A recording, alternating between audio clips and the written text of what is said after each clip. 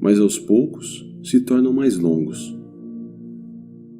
Quando esses espaços acontecem, sentimos uma certa serenidade e paz interior. Esse é o começo do estado natural de nos sentirmos em unidade com o ser, que normalmente é encoberto pela mente. Esse não é um estado egoísta, mas um estado de generosidade. Com a prática, a sensação de paz e serenidade vai se intensificar. Na verdade, essa intensidade não tem fim. Você vai sentir brotar lá de dentro uma sutil emanação de alegria, que é a alegria do ser. Nesse estado de conexão interior, ficamos muito alertas. Estamos presentes por inteiro. Ao penetrarmos mais profundamente nessa área da mente vazia, começamos a perceber o estado de pura consciência.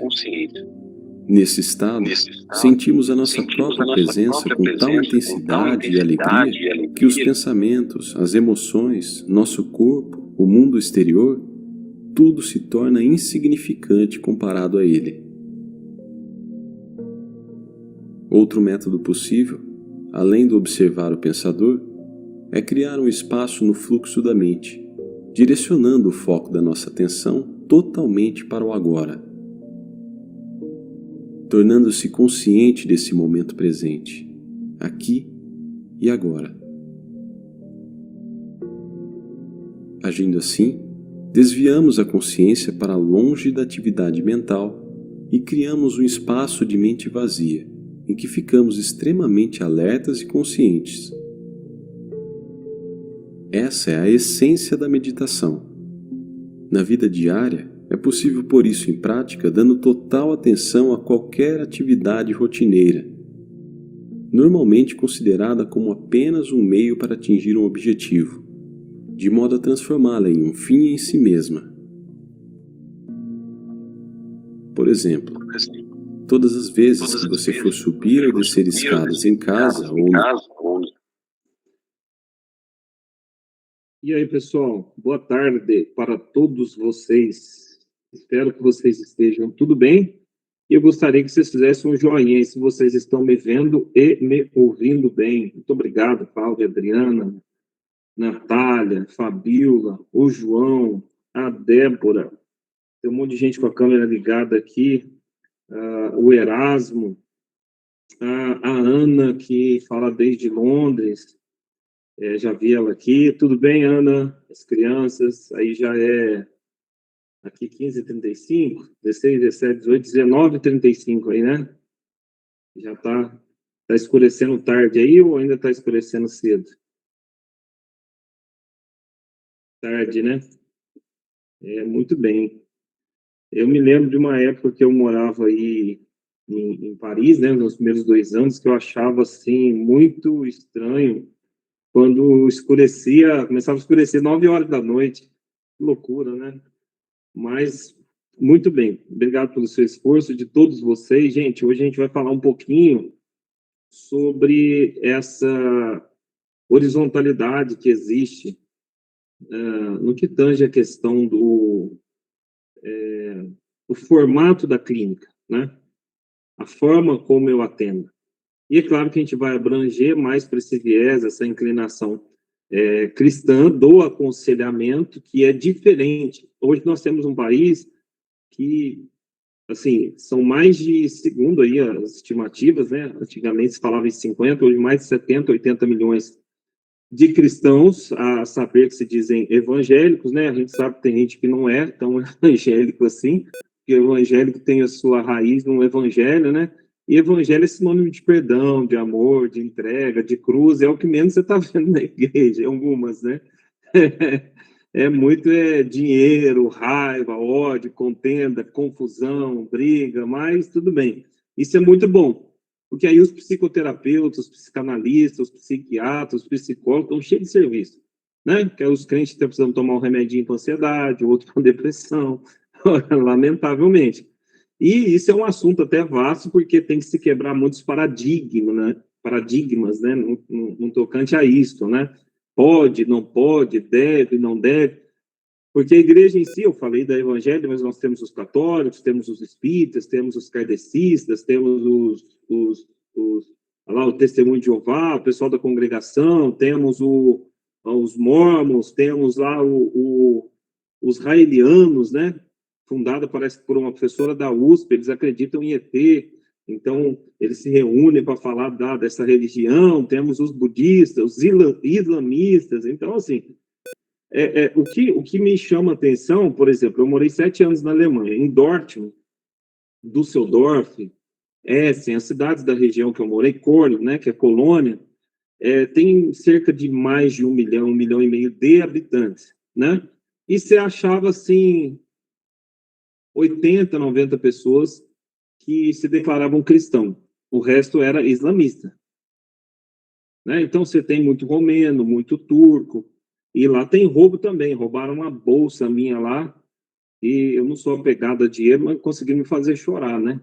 Era um sonho antigo, né? Que eu saí de Paris e lá na Champs-Élysées consegui comprar uma bolsa dessas aí, que hoje para mim não faz muita diferença, mas era uma bolsa da Louis Vuitton, na loja da Louis Vuitton, né? Então era uma pastinha bonitinha para me levar meu iPhone e meu tablet, né?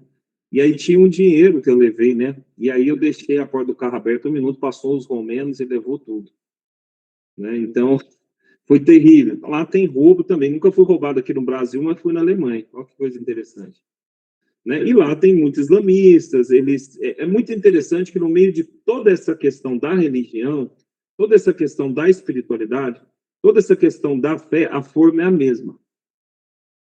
A forma é a mesma. Todo ser humano tem inconsciente, todo ser humano tem trauma, todo ser humano tem passado, todo ser humano tem pai e mãe. Eu não sei se vocês ouviram esse ditado, eu que nasci na roça, né? Eles falavam assim: você não nasceu de chocadeira. Não tem nenhum ser humano que foi chocado, né? Todo mundo tem pai, todo mundo tem mãe. Se tem uma coisa que iguala o ser humano é o sofrimento. Todo ser humano sofre, todo mundo fica angustiado, né? Há quem diga que fala assim: eu fico angustiado na Mercedes. O outro fala: eu fico angustiado no Fusca.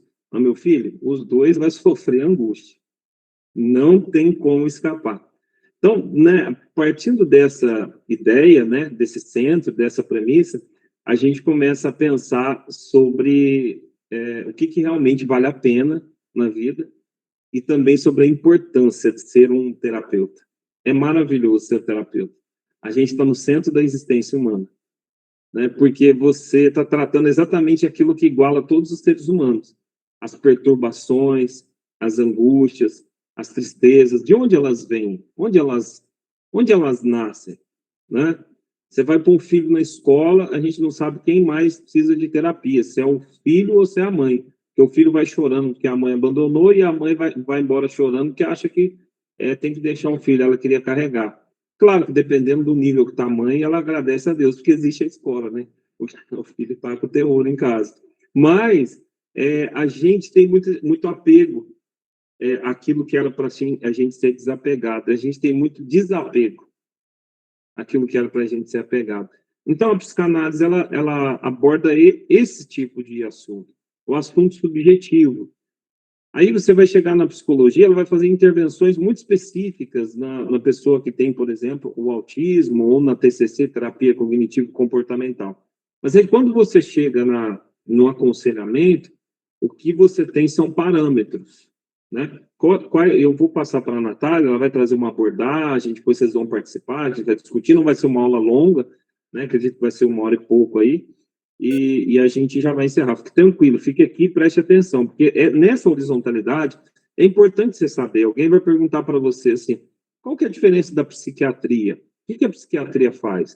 O psiquiatra é um médico que, depois de fazer medicina, ele escolheu não mexer só no corpo, ele escolheu mexer na mente, por assim dizer, no comportamento, nas patologias, né?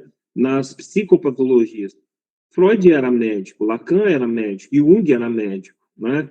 Então, a psiquiatria, eles eram neurologistas, mas assim como fizeram a medicina, fizeram a sua residência, vão trabalhar na mente das pessoas e são os únicos autorizados a dar, de fato, um diagnóstico com encaminhamento de farmacoterapêuticos, né, por assim dizer, psicotrópicos, medicamentos, né? A fluoxetina, a sertralina, o alprazolam, a ritalina, o Rivotril, a fluoxetina, a desvenlafaxina, a losartana e esse monte de outros medicamentos, estabilizadores de humor. É o psiquiatra que faz isso. Porém, o psicanalista e o psicólogo, eles podem perfeitamente ajudar a pessoa na terapia, porque o remédio, isso aqui é uma coisa importante nessa aula para você saber. O remédio não trata a causa. O remédio, o medicamento, ele trata o sintoma. Qual que é o sintoma? Tontura, fadiga, cansaço, tendência suicida, homicida, desespero, é um transtorno da ansiedade generalizada. O medicamento, ele vai amenizar, ele vai forçar uma descarga de neurotransmissores para você se sentir equilibrado e bem. Só que se a causa não for tratada, o motor continua funcionando ao contrário. Imagina você que é um carro parado e você puxa o freio de mão, você desliga o seu carro, você coloca em ponto morto, não sei se a maioria de vocês deve dirigir, e o seu carro continua acelerando. O que é a primeira coisa que você vai dizer? Meu carro está louco, selvagem, desequilibrado. O carro está louco. Agora você imagina um ser humano, que é a hora dele parar, a hora dele descansar, a hora dele dormir, a hora dele parar de falar, a hora dele respirar, a hora dele fazer silêncio e continua. Parece uma maritaca, a boca não para. E quando não está falando, está tremendo na boca, está tremendo. Assim. Desespero, um problema. Então o medicamento vai ajudar, mas precisa tratar a causa. Porque é a causa que está puxando o gatilho. Exemplo, eu já disse isso na última aula, a pessoa foi rejeitada pelo pai e pela mãe. Toda vez que alguém fala um pouquinho mais forte com ela, ou vira as costas para ela, ela se sente rejeitada porque o gatilho é acionado. Isso tem que tratar em terapia. Isso é o psicólogo, isso é o terapeuta. Tá, então a gente entendeu lá que o psiquiatra tem medicamento, o psicólogo estudou lá seus 5 anos, teve uma abrangência fisiológica, também psicopatológica, farmacológica. E aí, agora a pessoa chega lá no analista, que vai fazer de uma forma diferente, vai estudar as fases psicossexuais, como é que foi formado o superego dessa pessoa, ela recebeu muito não, ela recebeu muito sim, porque o adulto é o seguinte, ou ele é muito mimado, ou ele é muito carente. Já percebeu isso? Ou a pessoa foi mimada e ela ficou muito mimada, e ela quer que todo mundo mima ela, ou ela foi muito rejeitada e agora ela não suporta a rejeição e ela quer mimo de todo mundo, ou o inverso. A pessoa que é muito mimada, ela pode crescer revoltada, achando que todo mundo está debaixo das mãos dela. Ela manda, ela grita, ela faz, acontece. O mimo pode depor contra também. E a rejeição pode depor a favor, entre aspas, né? A pessoa acha assim, eu fui muito rejeitada, ouvi muitos nãos, e ela nem lembra. O inconsciente que registrou. Olha a psicanálise aqui. E aí, sabe o que ela faz? Ela abraça o mundo. Né? A Natália tem uma história bonita de superação disso. Já falou aqui, já várias vezes e tal. De abraçar o mundo, poxa, eu quero acolher todo mundo, eu quero resolver os problemas de todo mundo. No final, a gente ajuda todo mundo e a gente fica abandonado, né? Jogado às traças. Não cuida da nossa casa, do nosso marido, do nosso filho, da nossa família. E está todo mundo feliz. Nossa, estou tão feliz que a Fabíola, vou usar exemplo aqui, o João, o Erasmo, a Adriana, a Cláudia, me ajudou tanto. Nossa, eu estou tão feliz. Nossa, eu estou descansado. E você está sugado em casa, detonado. Ninguém te estende a mão. Então, assim, achar esse ponto de equilíbrio é a psicanálise que vai fazer. Né? Ela ajuda o indivíduo a trazer para a consciência os exageros que ele tem na vida dele. Né? Então, aqui a gente tem a análise. Agora, quando é que chegou o aconselhamento? O aconselhamento, claro que a gente tem uma história bíblica de onde nasce o aconselhamento e tal, mas assim, a premissa básica é que você tem uma referência. Se na psicanálise a referência é Freud, no aconselhamento a referência, aconselhamento cristão, né, por assim dizer, ele seria a Bíblia. E há quem diga, né, eu fui criado em um ambiente onde as pessoas dizem assim, se conselho fosse bom, a gente não dava, vendia.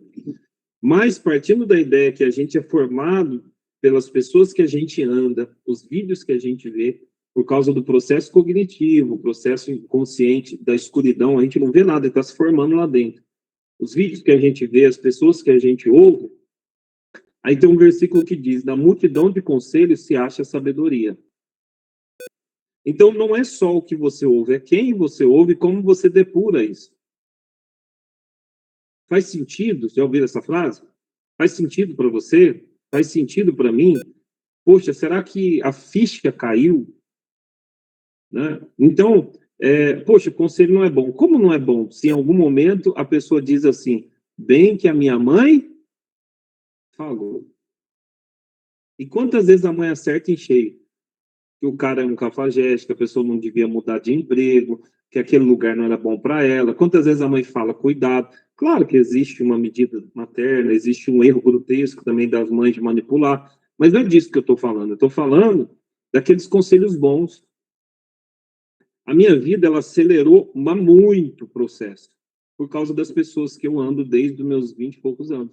Eu sempre andei com pessoas, no mínimo aí 30, 40 anos mais velhas do que eu. Sempre trabalhei para pessoas pertinho de gente mais velha. Ele falava assim, eu tive um que ele era um pouquinho vaidoso, assim, o ego lá em cima, e ele falava assim, você vai andar comigo, sua vida vai mudar, porque eu sou uma universidade. Ele se considerava uma universidade. Ele tinha uma boa autoestima. Só que assim, ele me ensinou coisas que eu não aprendi muitas vezes na minha casa. Então ele me deu conselhos sobre postura, sobre o que, por exemplo, um dia eu ouvi ele se posicionar, eu falei, e ele era uma pessoa importante, conhecida no Brasil, fora do Brasil, foi ele que me levou para fora do Brasil, e eu vi ele se posicionar com relação a uma pessoa importante e falar algo para essa pessoa. Eu falei, mas como é que você tem coragem de falar algo para essa pessoa? Aí ele falou assim, tem um problema aí, vamos trabalhar? E ele me ensinou a me posicionar, que ninguém é maior que ninguém, que a prerrogativa de uma pessoa não dá direito dela humilhar ninguém, dela falar o que ela quer, dela fazer o que ela quer. E a gente vai sendo formado por esse tipo de conselho. Agora, como que você dá isso num ambiente familiar? Como que você dá isso na igreja? Como é que você aconselha? O que a pessoa acredita? Ela acredita em Deus? Ah, acredita. Acredita no casamento? Acredita. Acredita na Bíblia? Acredita. Acredita na salvação? Acredita. Acredita lá uns na Santa Ceia, outros na hóstia? Acredita. Acredita, sei lá. Aonde que está a autossabotagem? Quando eu não estou fazendo aquilo que eu acredito. Eu vou falar uma coisa, pasmem. Eu espero que eu não assuste ninguém, não deixe ninguém triste aqui. Não é esse o meu objetivo. Mas eu vou falar. Hoje eu conversava com a Camila e a gente conversava sobre uma determinada coisa, assim, que mudou a minha vida. E ela falava sobre servir, né? Porque a gente foi almoçar num restaurante, coincidentemente hoje. Não gosto de falar muito da vida pessoal, mas uma mesa ao lado, uma pessoa estava falando muito alto das questões da igreja, da vida dela na igreja, e ela falou que Deus a levou para essa igreja para ser honrada, que o tempo dela era de ser honrado, e o tempo todo a discussão lá era sobre honra, né? E é uma igreja evangélica e tal, e eu acredito, gosto muito, só que assim, eu peguei e falei assim, nossa, mas esse Deus que fala tanto só fala em honra, ele não fala em servir, não? Não fala em trabalhar, não? Não fala em lutar, não. E eu estava dizendo para minha esposa que o que mudou a minha vida foi aprender a servir. E eu aprendi a servir com pessoas que não eram cristãos. Eu não estou aqui fazendo uma apologia que o cristianismo ensina errado. Mas eu aprendi a servir com meu avô, que era um caipira da roça. Ele falava, vai lá pegar cocô. Para que serve cocô? Ele falava, pega cocô para pôr na alface. Você vai ver que até merda presta para alguma coisa. Tem vitamina para alface. Quem sabe um dia você aprende a servir e prestar para alguma coisa. Esses conselhos serviram em algum momento para a minha vida, deu certo. Né? Então eu fico pensando assim, eu acredito em Jesus, aí Jesus vem para servir, mas eu não sirvo ninguém, então eu não acredito. É uma autossabotagem, é uma mentira, a gente chama em psicanálise de projeção, de deslocamento. Eu desloco a responsabilidade para o outro para não precisar fazer o que eu preciso fazer. A felicidade, não existe felicidade sem utilidade. Utilidade é serviço. O homem, na sua raiz, ele foi criado, não era para adorar a Deus no domingo, só na igreja. O trabalho dele adorava a Deus, porque na sua origem, no hebraico, lá, o livro judaico-cristão, o homem, quando lavrava, cultuava. Então, o homem cultivava a terra. Cultivar não é plantar de qualquer jeito. Cultivar não é pegar a terra e jogar lá uma semente. Isso aí acontece, os passarinhos fazem. Quando ele está falando de cultivar, ele está falando tudo que você faça, faça com amor, construa. A gente constrói amor, constrói ódio, constrói felicidade, alegria, constrói tristeza. Depende do que a gente está cultivando. Então, assim, o que eu faço que tem utilidade? Então, assim, esse mundo do aconselhamento, ele é até um pouco complexo, né? Eu quero ouvir a Natália, mas, assim, ele é até um pouco subjetivo. Sabe por quê? Se as palavras convencem, os exemplos arrastam. A nossa vida fala mais do que as nossas palavras.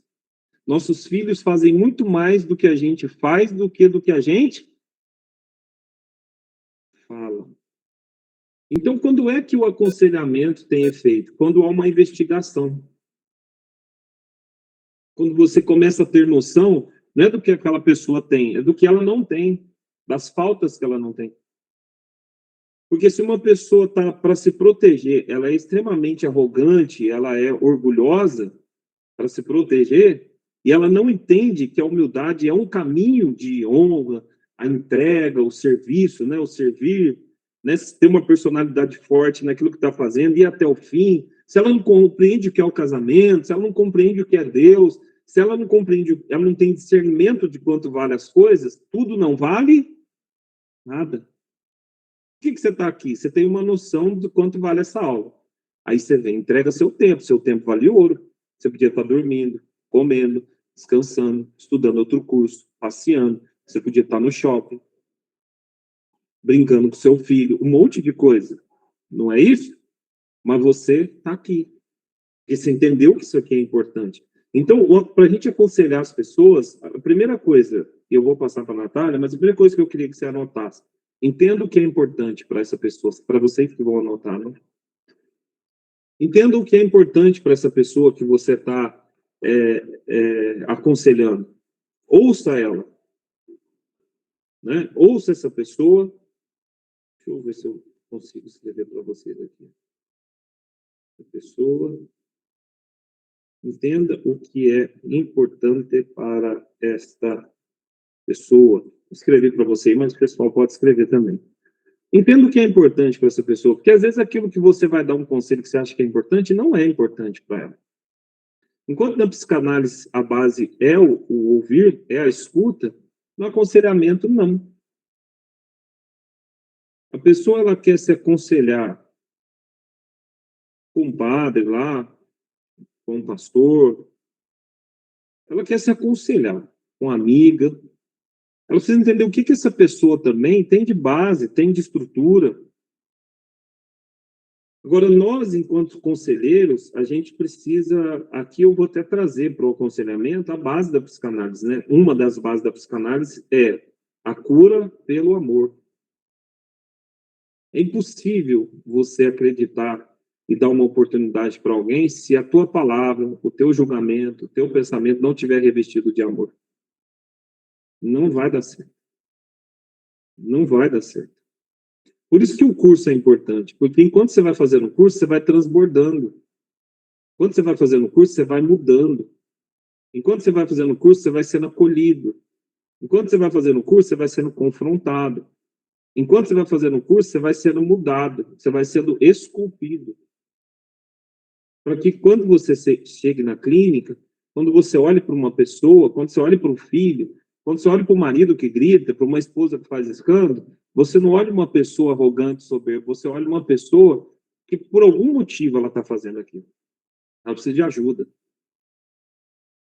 Quem muito grita não foi ouvido. Quem tem dificuldade de cortar relacionamentos é carente. Quando você acha uma boa medida entre a carência, entre a palavra, né, o que você precisa falar, você começa, ainda está começando o processo de maturidade. Você. Porque o processo da maturidade, ele é um processo constante e vitalício, é para sempre. A gente está sempre recaindo na ingenuidade. A gente está sempre recaindo naquela carência que a gente tem do passado. A gente está sempre recaindo naquele objeto ali que a gente venceu, naquela questão que a gente venceu lá atrás. a gente sempre vai recair. Porque isso somos nós. Somos nós. Por isso que eu falo que o processo de aceitação não tem jeito. Se você não se aceita, você não muda. Você não muda. Primeiro você aceita você como é. Você é difícil? Beleza, eu sou difícil. Você é complicada? Você já falaram que você é meio complicadinha? Hã? Alguém já falou para você? Algum de vocês? Hã? Já falou que você é meio, de vez em quando, assim? Já falaram para mim também. E tá tudo bem, você se aceita. Já falaram para você que você é meio dodóizinho e que em algum momento você é meio exagerado ou exagerado? Tem hora que você fala demais e tem hora que você aceita tudo também. Alguém já te disse assim, você não é bobo de ninguém, né? Tá tudo bem, tá tudo bem, viu? Isso somos nós. Eu acho que não há problema em ter inclinações. Eu não gosto muito do termo defeito, né? Porque defeito, de alguma forma, é aquilo que não pode ser mudado. Você recebe um negócio com defeito, você quer que troca. Aí eles falam, não é um defeito que não tem conserto, dá para arrumar. Mas eu costumo chamar de inclinações. Você tem umas inclinações negativas? Claro que tem. Agora, como é que você vai aconselhar alguém se você não consegue nem se enxergar no espelho? Como? Como é que eu olho para alguém com amor se eu não olho para mim com amor? Como é que eu olho para alguém e quero melhorar, ajudar essa pessoa a melhorar, se eu não conseguir melhorar um côvado, 1 centímetro da minha vida durante 20 anos? Como que eu acredito na melhoria de alguém no aconselhamento da clínica se eu não acredito na minha melhoria? Não tem como, gente. Não tem como. O processo começa em nós, né? O processo de aconselhamento, por isso que a aula é boa demais. Eu não sei se eu sou suspeito de falar, porque eu sou declaradamente apaixonado por isso, por essa área da clínica, do comportamento, do desenvolvimento humano, da inteligência emocional, da psicanálise, do aconselhamento. Então, eu sou suspeito de falar porque eu sou completamente apaixonado. Mas, assim, é uma coisa tão interessante que você descobre e redescobre a cada aula que uma coisa não é só aquela coisa, ela tem outras coisas, né? Parece frase do Tiririca, né? Isso que eu acabei de falar. Mas é uma... Peraí, deixa eu... Uma coisa não é só uma coisa, ela tem outras coisas. O que é? Aconselhamento é só sentar e dar conselho. Não. Fiz um cursinho lá de psicanálise, lá fiz rapidinho, já estou atendendo. A gente não pode mentir para a gente mesmo, a gente se engana. Existe uma base por trás das coisas. Esse chão que você está pisando aí, não sei se você consegue agora sentir seus dedos, mexer seu pezinho no chão, não consegue não mexer agora, né? E sentir. Olha que legal que é a nossa mente. Tem uma base nesse chão aí, se você não tivesse, estava afundando. Estava afundando. Então, assim, precisa de uma base? Precisa de um ponto de equilíbrio. Como é que essa laje que está aqui, ou que está aí na sua casa, está segurando tanto peso? Você tem noção quanto pesa um telhado? Alguém fez o cálculo. Por isso que a pessoa vai fazer reforma, contrata um pedreiro ruim, dá desgosto. Você olha a parede, você olha quem é detalhista, gosta das coisas arrumadinho e tal. Eu sou um pouquinho. Poxa, imagina. Por isso que tem aquele ditado, né? Quer fazer bem feito, faça você mesmo. Quem dera que a gente soubesse de tudo, né? A gente tem isso. Agora, a gente vai para o aconselhamento, a gente acha que tudo é fácil. Isso é uma ilusão. A nossa mente ela cria muitas fantasias para não ter que emergir num mundo onde o aconselhamento ele começa em nós, na nossa base, na nossa forma de ver a vida, na nossa forma de ver o mundo. Às vezes, eu sou tão grato ao universo, a Deus e à vida por me deixar conhecer, porque assim, quem te viu, quem te vê, quando você olha para trás, você fala, não é possível que eu mudei tanto. Então você começa a ver que é possível se desenvolver, a gente pode acreditar, então a gente tem que forrar essa base de muito amor, porque senão vai ser impossível você aconselhar. E assim, aconselhar não é fazer juízo de valor, não é falar que fulano está errado, e também não é impor. Você falar assim, tá, tudo bem, tem a Bíblia aqui, ela nos dá um parâmetro, você acredita, mas não está cumprindo. Tá, ele não está conseguindo cumprir, por quê? Por que ele faz tudo errado? Aonde ele validou que fazer do jeito errado é o jeito certo. Então, esse processo de investigar, esse olhar de amor, esse olhar clínico, né? A psicanálise, por exemplo, a gente chama a cura pela fala, cura pela investigação, cura pelo amor. Essa questão de, assim, ouvir a pessoa, mas não é ouvir simplesmente porque o teu ouvido está lá. É ouvir e filtrar, ouvir e anotar, ouvir e conectar pontos, ouvir até o final. Que geralmente, você pode anotar isso, tá? Isso é experiência clínica que eu vou falar aqui agora. Geralmente, você vai descobrir uma janela no final da fala. No final, é sempre no final. Você ouve a pessoa 1 hora, às vezes eu ouço e falo, mas meu Deus, tá difícil, não conecta. A pessoa fica, ela tá construindo a fala dela, tá tudo muito perfeito. Até quando ela assume alguma coisa, tá perfeito, fala, não tá batendo. E aí eu fico ouvindo, eu atendo gente quase todo dia, né? Só eu não atendo quando não dá mesmo. E aí, lá no final, e assim, eu acho maravilhoso quando você vai falar com uma pessoa, ela já começa contando. Eu sou prolixo, eu estou enrolado, nossa, eu já aceitei isso, mas me ajuda a mudar. É uma maravilha, mas é um papel difícil, é você ouvir e você fala, meu, a pessoa está culpando todo mundo, ela está justificando o tempo todo, aonde está o problema? Aí você ouve 40 minutos. Aí lá nos 45 minutos você começa, né, como diz a adagio popular, em 45 minutos do segundo tempo, quando você não espera mais nada, aí você consegue conectar os pontos, você fala, puxa vida, é isso. É o tio, é a avó, é o pai, é um problema com um ex-namorado, e aquilo cristalizou, e aí aquela pessoa que ela falou a sessão toda, que não era a pessoa, né, por exemplo, o ex-namorado, ela falou a sessão toda do ex, por exemplo, está casada, mas está falando a sessão inteira do ex-namorado. O problema está onde? Geralmente está no ex. Só que, às vezes, ela não está falando do marido. Por quê? Tem um problema lá com o marido. Às vezes ele rejeitou, às vezes ele falou, às vezes não fala demais, às vezes não fala de menos. Aí, quando você chega lá, no finalzinho, você tem que falar aquela frase, assim, que às vezes eu falo com uma dó, assim, com amor, mas falo. Deixa eu ensinar essa para vocês, né? Talvez você já saiba. E a frase é essa. Nunca é sobre ele. Sempre é sobre você. Nunca é sobre ela. Sempre é sobre você. Nunca é sobre o outro. Sempre é sobre você. Nunca é sobre a coisa em si, sempre é sobre como você interpretou a coisa. Então a pessoa está falando, e o terapeuta está lá. Nossa, mas ele é um cafajeste mesmo, né? Nossa, mas ela é terrível. Hein? Nossa, sua mãe foi muito ruim. Tá, tua mãe foi ruim, beleza. E você? Como é que você está administrando isso? Ah, o cara pegou, abusou. Tá bom, abuso é ruim. Arrebenta com a pessoa, leva anos para ser curado. Mas e aí? Vai ficar a vida inteira olhando para as pessoas e você? Então, nunca é sobre o outro. Às vezes a pessoa falou, no final fala, gente, falou, preciso deixar claro, quem faz análise comigo já ouviu isso, tem alguns de vocês que estão aqui que são pacientes meus, nunca é sobre o outro.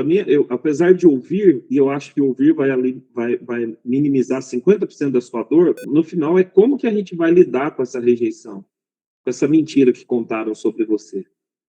Como é que você vai continuar sobrevivendo? Agora, imagina um peixe. O cara pesca o peixe, aí arranca o anzol, fica aquele buraco na boca do peixe, ele solta o peixe. Imagina o peixe agora navegando o oceano de novo, lá o lago, e ele falando assim, maldito cara que me pescou e fez esse buraco na minha boca a vida inteira. A vida inteira. O peixe nunca mais vai viver porque pescaram ele e soltaram. Então, assim, a gente não consegue viver, é como se você estivesse preso no anzol. Então, assim, não é sobre o outro, é como que eu vou viver agora que eu fui machucado, que eu fui ferido, que me traíram, que mentiram. Ó, quer ver uma coisa? Às vezes não é a pessoa que traiu e mentiu, porque a pessoa que estava envolvida com você ou com o seu paciente já era um mentiroso e um traidor. A questão é o quanto a pessoa se entregou àquela mentira e ela precisa agora do quê? Se perdoar. Quantos de nós precisamos nos perdoar? Porque a gente entregou muito tempo certo para coisa errada, para pessoas erradas. E eu costumo sempre dizer, gente, é uma frase muito simples, né? Na onde eu nasci, não sei se para de pintura e bordar, né? Então, minha avó dizia assim, fulano pintou e bordou. Não sei se vocês já ouviram essa expressão. Alguém aqui já ouviu essa expressão? Fulano pintou e bordou com a coitadinha. Pintou e bordou. E eu, por ter essa frase muito na minha vida, eu aprendi a dizer para mim mesmo, até aqui pintou e bordou. Daqui para frente não pinta e não borda mais. Então já é uma grande descoberta, né? Você descobrir que você foi iludido, mas agora foi desiludido. Aí a pessoa chega na igreja, a aula do PTC, Psicoterapia Cristã, e aí o padre vai falar sobre lá o casamento, ou o pastor vai falar sobre alguma coisa, e a pessoa ela acha ruim, porque aquilo está confrontando ela. Porque no fundo ela queria ser acolhida. Mas é uma convergência. Quando você erra o caminho, o que você tem que fazer, gente? Quem aqui já foi para São Paulo? Já andou ali perto da Marginal? A Cláudia, a Jo, alguns de vocês já foram. Tá. Vou melhorar. Quem aqui já errou o caminho numa viagem com alguém, num carro, num ônibus, alguém errou o caminho? Já viu? Errou o caminho? Quem aqui de vocês, depois que errou o caminho, percebeu que demorou para achar um retorno e conseguir voltar e se estressou com isso? Quem aqui percebeu? Vocês perceberam que para achar o caminho certo tem um tempo, tem um estresse, tem um caminho, tem um retorno? Só que a pessoa ela chega na igreja, ela está sendo confrontada a retornar, a voltar a valorizar, a se amar, mudar de vida, e ela está achando ruim. E ela não percebe que aquilo está matando ela mesma, é a autossabotagem. Então, assim, aí fica difícil o aconselhamento. E a gente tem que estar muito preparado, porque geralmente confronto dói, isso mesmo, vamos. A gente tem que estar preparado, porque geralmente quando a pessoa vem, ela já está arrebentada, está destruída. Eu, graças a Deus, assim, às vezes eu fico até surpreso da quantidade de pacientes que eu tenho que são bons, a vida deles tão legal, e eles insistem, eles entendem que precisam da terapia. E às vezes o meu desafio é ver alguns pacientes meus só ver um monte de coisa boa que tem na vida deles, porque a mente deles é que está vendo um monte de coisa ruim. Tem um monte de coisa boa. A família é boa, a pessoa tem saúde, a pessoa tem toda a condição de sair, passear, de andar na grama, tomar sol, de se alimentar bem, ele só não percebeu isso. E aí a gente vai o quê? Dar um aconselhamento. Mas partindo desse parâmetro de ouvir, para você entender as bases, vamos ouvir a Natália. Boa tarde, Natália. Tudo bem? Fique à vontade. Pode falar. Tudo bem? Você está me ouvindo? Ok.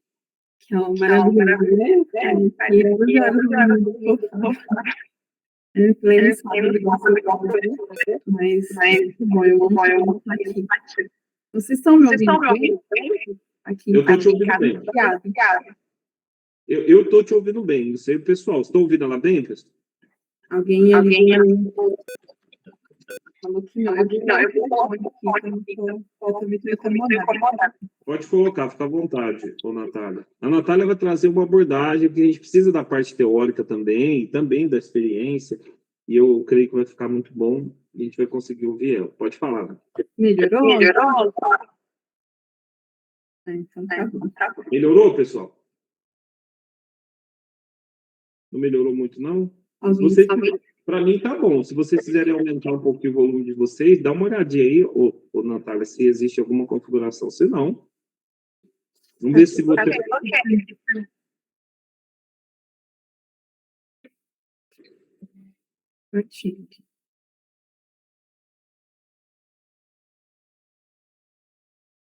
E agora, tá melhor? Agora ficou melhor, que eu também estava ouvindo um ruído aqui. Então, gente, muito bom que o doutor Fábio estava falando aqui. Eu estava agora à tarde lendo, pensando sobre essa questão de conselho, igual o doutor Fábio falou. Por que é tão difícil hoje a gente ser aconselhado? Por que é tão difícil a gente aconselhar alguém? Por que é tão difícil as pessoas cumprirem aquilo que ela foi aconselhada? Ele falando sobre isso, eu fiquei pensando aqui em muitas coisas, né? Como ele falou, o exemplo arrasta, né? O exemplo puxa as pessoas, elas, pelo exemplo, elas conseguem até ouvir melhor um conselho. E como ele falou, essa frase ficou muito impregnada na nossa sociedade, acho que gerou uma crença. Se conselho fosse bom, né? não se daria se vendia. Mas, na verdade, conselho é bom, vindo das pessoas certas, né, com as habilidades específicas para isso. Porque, como ele falou, quantos conselhos que a gente recebe às vezes dos pais e fala, se eu tivesse ouvido a minha mãe, se eu tivesse ouvido o meu pai, eu acredito que todos nós aqui, sem exceção, já ouvimos vários conselhos durante a nossa caminhada e a gente ficou pensando, se eu tivesse feito isso aqui, e se eu tivesse ouvido esse conselho, né, as coisas teriam sido mais fáceis, teriam sido melhores. E eu acredito sim que o conselho é muito bom. Eu acredito que precisa colocar só as coisas no lugar e ter esse equilíbrio, tanto de quem vai dar esse conselho, quanto de quem vai receber, saber quem é esse conselheiro que ele está buscando. E como o doutor falou, a gente está aqui numa aula de psicoterapia cristã, eu acredito que a Bíblia, ela é completa em todos os quesitos, em todos os tipos de conselhos que a gente precisa, para a nossa saúde mental, para a nossa família, para tudo. Eu gosto muito do livro de Provérbios, e Provérbios fala muito sobre essa questão de conselho também.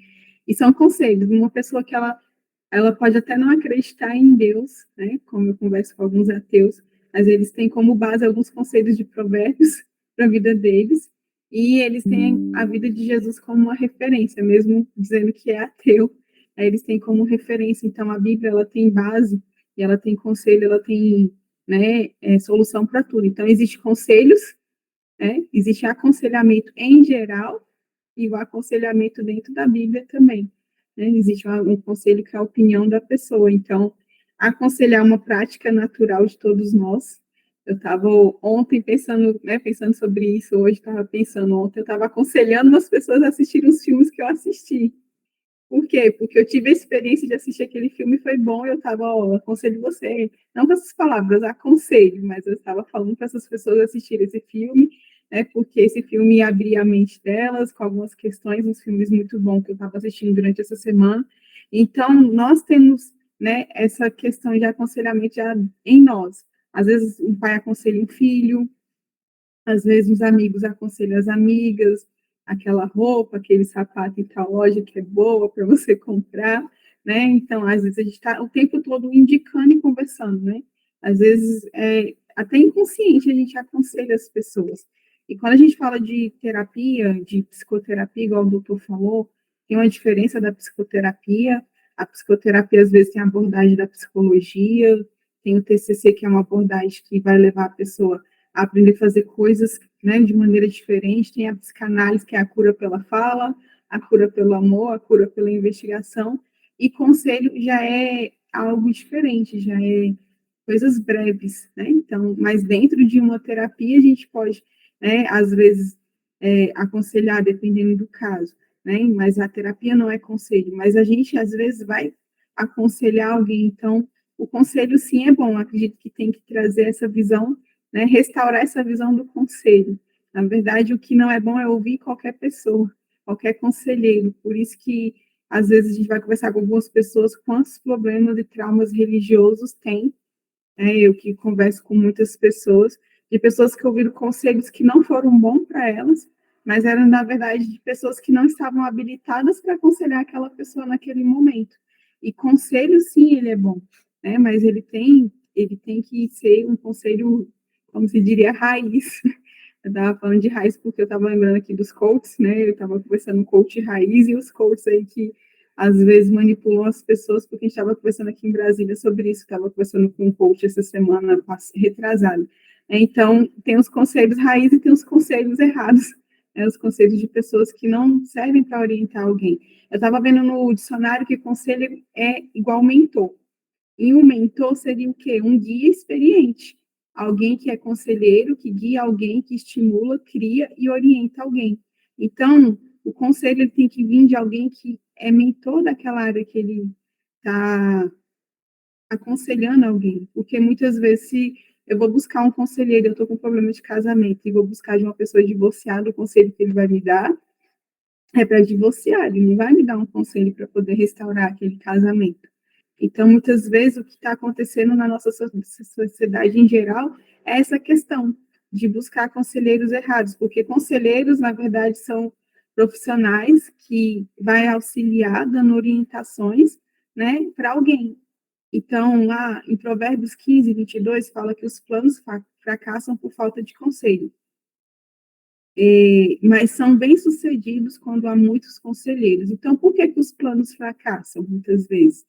Como eu acredito que muitos de nós já teve planos fracassados por não ouvir conselhos. Porque faltam conselhos. Mas não é qualquer conselho, é conselho sábio. É conselho que a gente tem que buscar entre sábios. E muitas vezes a gente tem que perguntar para a pessoa, como você tem buscado seus conselhos? Você tem buscado conselho entre os sábios? Porque as pessoas, elas às vezes buscam conselhos de pessoas erradas que vão dar orientação erradas e acabam que vão destruir, eu percebo muito, como eu falei, dentro do trauma religioso, pessoas que foram aconselhadas por pessoas, né, que trouxeram grande prejuízo para eles. E lá em Provérbios 15, 31, NVI, fala bem assim, quem ouve a repreensão construtiva terá lugar permanente entre os sábios. É outra coisa que na nossa sociedade a gente fala muito de crítica destrutiva, crítica, né? Mas existe dentro da Bíblia a crítica construtiva, e crítica no dicionário é julgar com um juízo crítico, examinar e avaliar minuciosamente costumes e comportamentos. Ou seja, um conselheiro, ele vai dar alguma crítica, mas é uma crítica com um juízo crítico ao ponto de examinar, avaliar aquela situação de maneira, né, minuciosa, para poder ajudar aquela pessoa a perceber quais os comportamentos, quais os costumes, o que ela precisa fazer. Às vezes, dentro de um conselho, ela vai perceber que aquela pessoa ela não precisa só de um conselho, ela precisa de um terapeuta, para ir fundo na raiz. Né? Então, dentro de um conselho, tem tudo isso. E muitas vezes a gente já leva tudo por crítica, né? A crítica todo mundo já leva que é algo ruim, mas existe a crítica que constrói. Lógico que a gente não vai ouvir crítica de alguém que não construiu nada na vida. Aí a gente vai, né, se dar mal com esse tipo de crítica. Mas a crítica a gente tem que ouvir porque sim, porque são pessoas que vão aconselhar com habilidades específicas e vão orientar aquela pessoa. Né? Então, lá em Provérbios 11, 14, fala, não havendo sábios conselhos, o povo cai, mas na multidão de conselheiros há segurança. O doutor Fábio estava falando aí de quantos conselhos ele ouviu e ele trouxe ele aonde ele está hoje. Né? E quantos conselhos a gente escuta, né? E quantos conselhos a gente não escuta, mas a gente tem que ter esse filtro de quem eu recebo esse conselho, né? Se aquela pessoa tem habilidade. Eu aprendi com um coach aqui de Brasília, que eu fiz um curso com ele, que existem problemas que dão forma e problemas que deformam. É como assim? Problemas que dão forma são aqueles que nós pegamos para aconselhar e nós não temos habilidades para poder ajudar aquela pessoa. Ou que aquela pessoa ela não quer ajuda de verdade. Então, o problema que dá forma é aquele que você tem habilidade para ajudar e a pessoa ela tá, né, ela quer realmente a ajuda. Então, aquele problema ele não vai deformar. Mas se eu for aconselhar alguém e eu não tenho habilidade para isso, aquele problema vai me deformar, além de continuar deformando aquela pessoa, ele vai me deformar também. E o doutor Fábio estava falando sobre isso, porque muitas vezes não é só vestir um jaleco, né, e se dizer psicanalista. Né? Ele falou de uma pessoa que não terminou o curso e se habilitou como psicanalista e estava, né, atendendo. E eu fiquei pensando, meu Deus, né, como que será Deus ter misericórdia das pessoas que vão chegar até ele? Porque às vezes não tem uma habilidade. E o que acontece com o conselho, eu acredito que é a mesma coisa. Às vezes as pessoas não têm habilidade para aconselhar. Eu acredito que a gente tem que ter uma mesa de conselho, porque o conselho muda o nosso destino muitas vezes. Sim, mas são conselhos de pessoas que construíram algo, que têm habilidade para me orientar naquela área. Se eu quero me tornar um empresário, eu vou ter que me aconselhar com pessoas que venceram, que são grandes empresários e que têm algo para me oferecer. Se eu quero me aconselhar com relação ao casamento, eu preciso me aconselhar com alguém que tem, né, experiência com relacionamento, que é referencial nessa área para me aconselhar. O que eu acredito hoje em dia é que os conselhos que as pessoas falam que não são bons vêm, né? Porque tem muito conselho por aí que não é bom. Tem muito conselho por aí que tem destruído pessoas. Tem muitas pessoas que não são habilitadas para dar aconselhamento, estão aconselhando pessoas e estão destruindo destinos, né, das pessoas, estão destruindo pessoas. E a gente precisa começar a pensar sobre isso, porque a gente precisa ter habilidade para aconselhar. Eu não posso aconselhar alguém se eu não tenho experiência naquilo que eu estou falando. Eu preciso ter experiência, eu preciso saber o que eu estou falando para poder aconselhar. E muitas vezes o aconselhamento dentro da Bíblia também, para mim, ele é muito necessário, porque tem ferramentas dentro da Bíblia que vai ajudar a pessoa a vencer relacionamentos, que vai ajudar a pessoa a crescer. E eu acredito que isso seja muito importante. Eu coloquei até aqui alguns pontos. Quando que eu vou consultar um conselheiro? Quando eu tenho questões específicas e problemas a curto prazo, que eu desejo abordar. Por quê? Porque um conselheiro ele vai te ajudar a curto prazo. São pequenos problemas para resolver, questões específicas são breves, né, em períodos breves e períodos curtos. Já o psicoterapeuta, o psicanalista já é uma coisa mais profunda, às vezes demora anos, demora mais tempo, vai na raiz, vai tratar padrões, vai tratar sentimentos. Já quem busca um conselho são problemas que são breves, né? Então, quando a gente busca um conselheiro, seria nesse caso. Quando você quer aprender habilidades, como eu falei, às vezes você quer ter a habilidade de um conselheiro, nós temos aqui o doutor Fábio, que tem muita experiência para nos passar na psicanálise, que a gente tem aprendido muito, ele é um conselheiro, né, que tem nos orientado, que tem nos guiado, ele tem as habilidades necessárias que nós precisamos aprender. Então, a gente vai buscar o conselho dele, ele fala muito aqui como que a gente vai agir na clínica, como ele já falou hoje, a clínica, como que eu vou agir. Então, na área que eu preciso me aconselhar, eu preciso buscar conselho específico com pessoas que têm habilidades para me ajudar. Quando nós estamos lidando com transição de carreira, ajustes na vida, alguns lutos, perdas, enfermidades. A gente pode buscar conselhos também. Quando a gente está lidando com problemas de dependências, dos dependentes químicos, e o conselheiro vai ajudar ele até um ponto, porque se ele precisar de tratar com a terapia, né, ele vai ser encaminhado para isso. Então, o conselheiro, ele age nessas áreas, né? O aconselhamento é um tratamento, mas se concentra na questão específica e dá um discernimento para a pessoa sair daquela situação. Então, o conselheiro, ele tende o bem-estar daquela pessoa, ele tem uma percepção e ele faz alguns ajustes finos para ajudar aquela pessoa. Então, eu acredito que seria isso que eu queria trazer hoje também para vocês. Né? Obrigado, Natália. Muito obrigado. Acrescentou bastante, foi bem específica. E aí eu vou ouvir vocês, vou falar alguma coisinha aqui para que vocês quiserem possam anotar. Eu vou até copiar e colar aqui. E depois eu quero ouvir vocês. A Kate já começou aqui a comentar, muito legal. Como deve ser um conselheiro, perfil, né, mediador, conciliador, agregador, ser reconhecido pelos demais membros da família, etc, etc. Muito bem. Quem é que está dando o conselho, né? A Natália já nos falou bastante coisa sobre isso. Eu gostei dessa questão, Natália, de como é que uma pessoa que não sabe... Nossa, isso é muito bom, você falou. Agora me fez lembrar de uma coisa. Vira e mexe, algumas pessoas vêm estudar psicanálise. E aí, sabe o que eles falam para mim? Eu não estou aqui criticando, tá, gente? Alguns de vocês talvez até falaram isso. É que a minha amiga falou o seguinte: o meu amigo me deu o seguinte conselho. E a pergunta é: seu amigo é o quê? Aí a pessoa fala assim: o meu amigo, até ele conhece o comportamento, ele é psicólogo. Ele te deu um conselho sobre psicanálise? Ele é psiquiatra. Ele te deu um conselho sobre... Ele estudou psicanálise? Não. O que ele lembra da psicanálise 1, 2 e 3 que ele estudou em psicologia? Nada. Então ele não pode dar conselho de psicanálise? Não pode dar. Então a pessoa tem que dar conselho na área que ela domina, porque senão entra o achismo. E o achismo não cabe na clínica. Não cabe, porque quando eu acho, eu não tenho base, eu não sei se vai mudar, se vai piorar. Quer ver uma coisa? Nós fomos aqui num Aras aqui perto, e aí fomos almoçar, tinha uma salada de macarrão. Aí eu já fui colocando no prato da Camila, ela falou: espera um pouquinho, perguntou para a moça assim: tem alguma coisa de peixe? Porque ela é alérgica. Fecha a traqueia dela, fecha tudo, pode morrer se ela comer, ela comer peixe, né? Então, tem peixe? A moça falou assim: não sei. Você que fez a comida? A gente fez lá dentro. Aí foi lá ver, tinha atum. Ela não pode comer. Falou: tem que pôr uma plaquinha aqui. Então, assim, como é que uma pessoa ela vai oferecer um tipo de alimento que ela não sabe o que tem nele? Né? Então, assim, o conselheiro ele precisa ter uma noção de algumas coisas. Então, vamos lá, né? Como praticar o aconselhamento. Então, eu acho que é até interessante aqui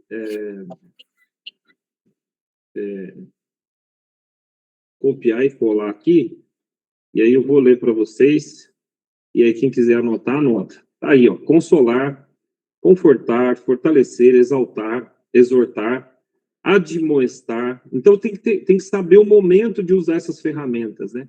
A ideia principal é chamar, a de chamar ao lado para quê, gente? Para auxiliar, né? A ideia do conselho é auxiliar. Agora, como é que você vai dar um conselho? A pessoa fala, vou conversar com fulano. Aí vai conversar para deixar o fulano pior que ele já é. Então, não dá certo, né? Então, existem algumas palavras que traduzem o aconselhamento à luz da Bíblia, são umas palavras gregas em hebraico, eu não vou colocar, porque não faz sentido, mas eu vou colocar a tradução dela, né? Que é também, o aconselhamento tem a ver, vou colocar aqui para vocês, vai ser melhor. Preparar, aperfeiçoar, corrigir, reparar, consertar, refere-se a restaurar a utilidade, ó. A pessoa não está servindo para mais nada. E aí o conselheiro vai dar uma melhorada, né? Reparar o que está errado, aperfeiçoar. Gente, a gente precisa dar nome às coisas. Alguém aqui que está aqui já viu a aula sobre esgotamento? Levanta a mão. Na base? O que a aula sobre esgotamento faz? A pessoa geralmente fala que está esgotada de tudo, mas a gente precisa achar a fonte de esgotamento para estancar ela. Então, o conselheiro ele precisa achar a fonte desse esgotamento. Às vezes a pessoa acha que é tudo, mas nunca é tudo, não é? A gente precisa pontuar o que é o quê. Então, a gente também precisa saber a hora de localizar, né, encontrar a raiz exatamente, o Renato. Para poder consolar, para poder encorajar. E aí tem o sentido geral de falar bem de perto, né, com a pessoa, para poder você conseguir alinhar esses detalhes. Agora, vamos lá. Eu acho muito interessante sobre a prática do aconselhamento com pessoas cristãs, né? Então, Atos 20, 31, Paulo fala assim, ó, você precisa tomar cuidado, vigiai, né? Você pode colocar e traduzir, tomar cuidado. A pessoa não toma cuidado. Ela não toma cuidado. E aí ela vai ter um problema. Uma outra questão, segunda coisa para você dar aconselhamento, esperança. As pessoas estão sem esperança, porque ela é imediatista, porque ela é ansiosa. Então, precisa de esperança. Uma outra coisa que precisa, isso para mim é premissa básica para a mediação de qualquer coisa. A hora de confrontar e a hora de acolher. Saiba a hora de confrontar e a hora de acolher. Tem mãe e pai que, a hora que é para acolher o filho, ele confronta. Quando é para confrontar, acolhe. Fica com dó. Não deixa o tempo de madurar, dele pensar, dele... Eu não sei se vocês... Quem já ouviu falar no cantinho do pensamento na escola? Vai lá para o cantinho do pensamento. Vocês lembram disso? É para pensar, ué. O cantinho do pensamento não é para criar revolta. É para dar um tempo para a pessoa se conscientizar. Então, às vezes, a gente tem que ajudar essas pessoas a entender. Olha o que eu estou falando, presta atenção, hein? Isso é muito forte, hein? Ela precisa conseguir chegar ao ponto de reconhecer que o que ela está passando é culpa de quem, gente? Dela mesma. Esse é o cantinho de pensamento no aconselhamento. A pessoa precisa entender que a culpa é dela mesma. Então, se ela não entender que o motivo de tudo está dando errado é ela mesma, ela não vai mudar. Então, vamos lá, vamos falar sobre alguns tipos de aconselhamento, né? Vou citar alguns tipos aqui. Como são muitos, eu não vou pegar todos, não. Vamos pegar aqui...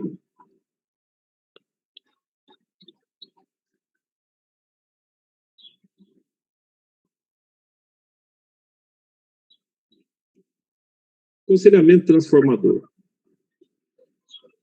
Vou pegar os mais importantes. Aconselhamento transformador é trazer para a consciência da pessoa que ela não pode parar de crescer. Ela parou em algum momento de fazer o papel dela. Então, assim, é até meio complicado eu falar isso, mas todas as vezes que alguém tem um problema sério, ele fala, por que Deus fez isso? E eu costumo falar na clínica para os meus pacientes que dizem isso, o seguinte, Quando está tudo bem, a pessoa pergunta isso para Deus. Nossa, Deus, por que a minha vida está dando certinho, hein? Eu não mereço isso que está acontecendo. Por quê? Dificilmente as pessoas perguntam. Mas quando dá errado, elas perguntam. Então, o aconselhamento transformador, a pessoa precisa entender e aprender a fazer as perguntas certas. A pergunta, presta bem atenção, isso é importante anotar. A pergunta é sempre mais importante do que a resposta. É a pergunta que destrava a resposta.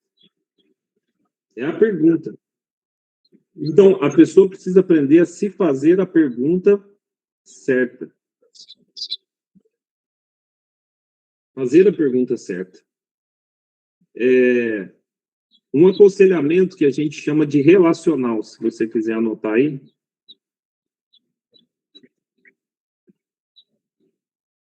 Ele está relacionado aos frutos.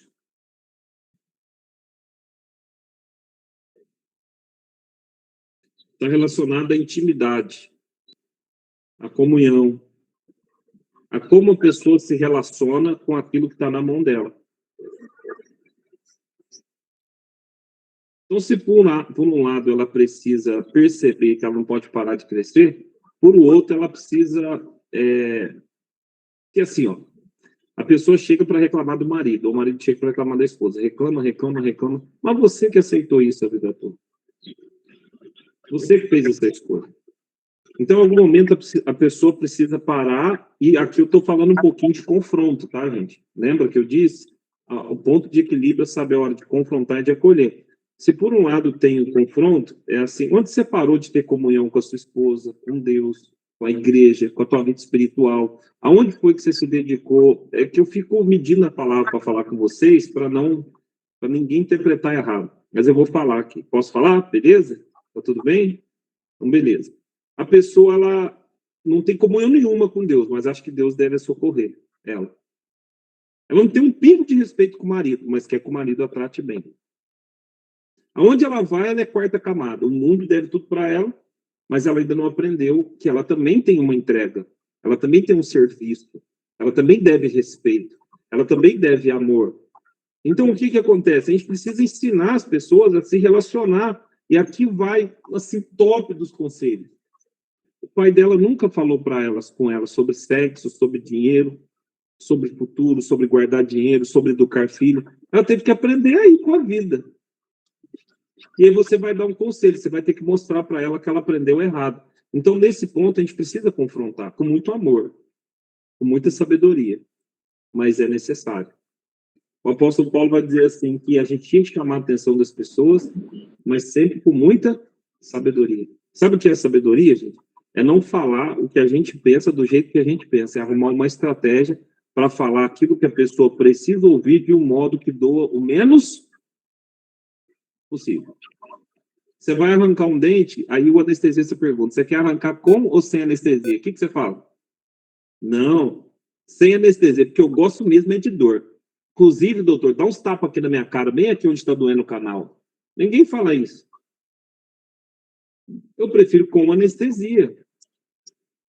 Então, saber confrontar é como anestesiar uma pessoa antes de mexer na raiz. Não. Quem aqui já sentiu, já teve problema no canal do dente? Todo mundo, né? Gente, vocês lembram dessa dor? Pelo amor de Deus. Você não quer arrancar o seu dente, você quer arrancar a face, assim, um pedaço da cara, para parar de doer. De tanto que dói. Então, chega lá, ó, ele resolve.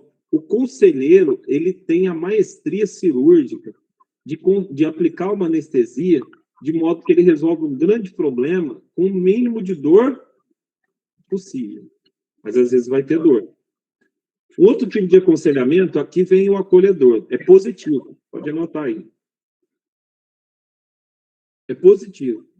Muitas vezes a pessoa enreda por um caminho negativo. Ela é negativa em tudo sempre deu errado, tudo está dando errado, minha vida não dá certo, minha família não dá certo, né? Meus sonhos não dá certo.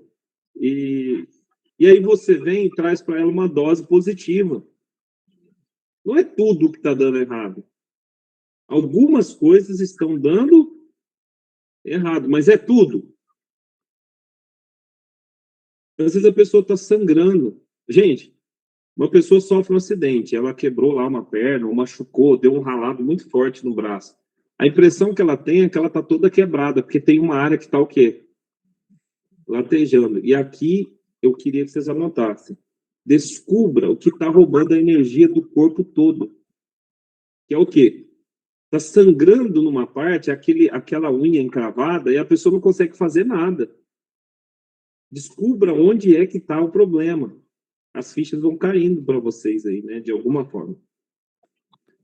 Descubra onde é a raiz do problema, para que você possa dar o conselho da melhor maneira possível. Então, assim, a gente vai continuar a semana que vem, ainda falando sobre aconselhamento, mas eu quero ouvir vocês, mas eu acho que a coisa principal, né, eu acho que é a gente entender o seguinte,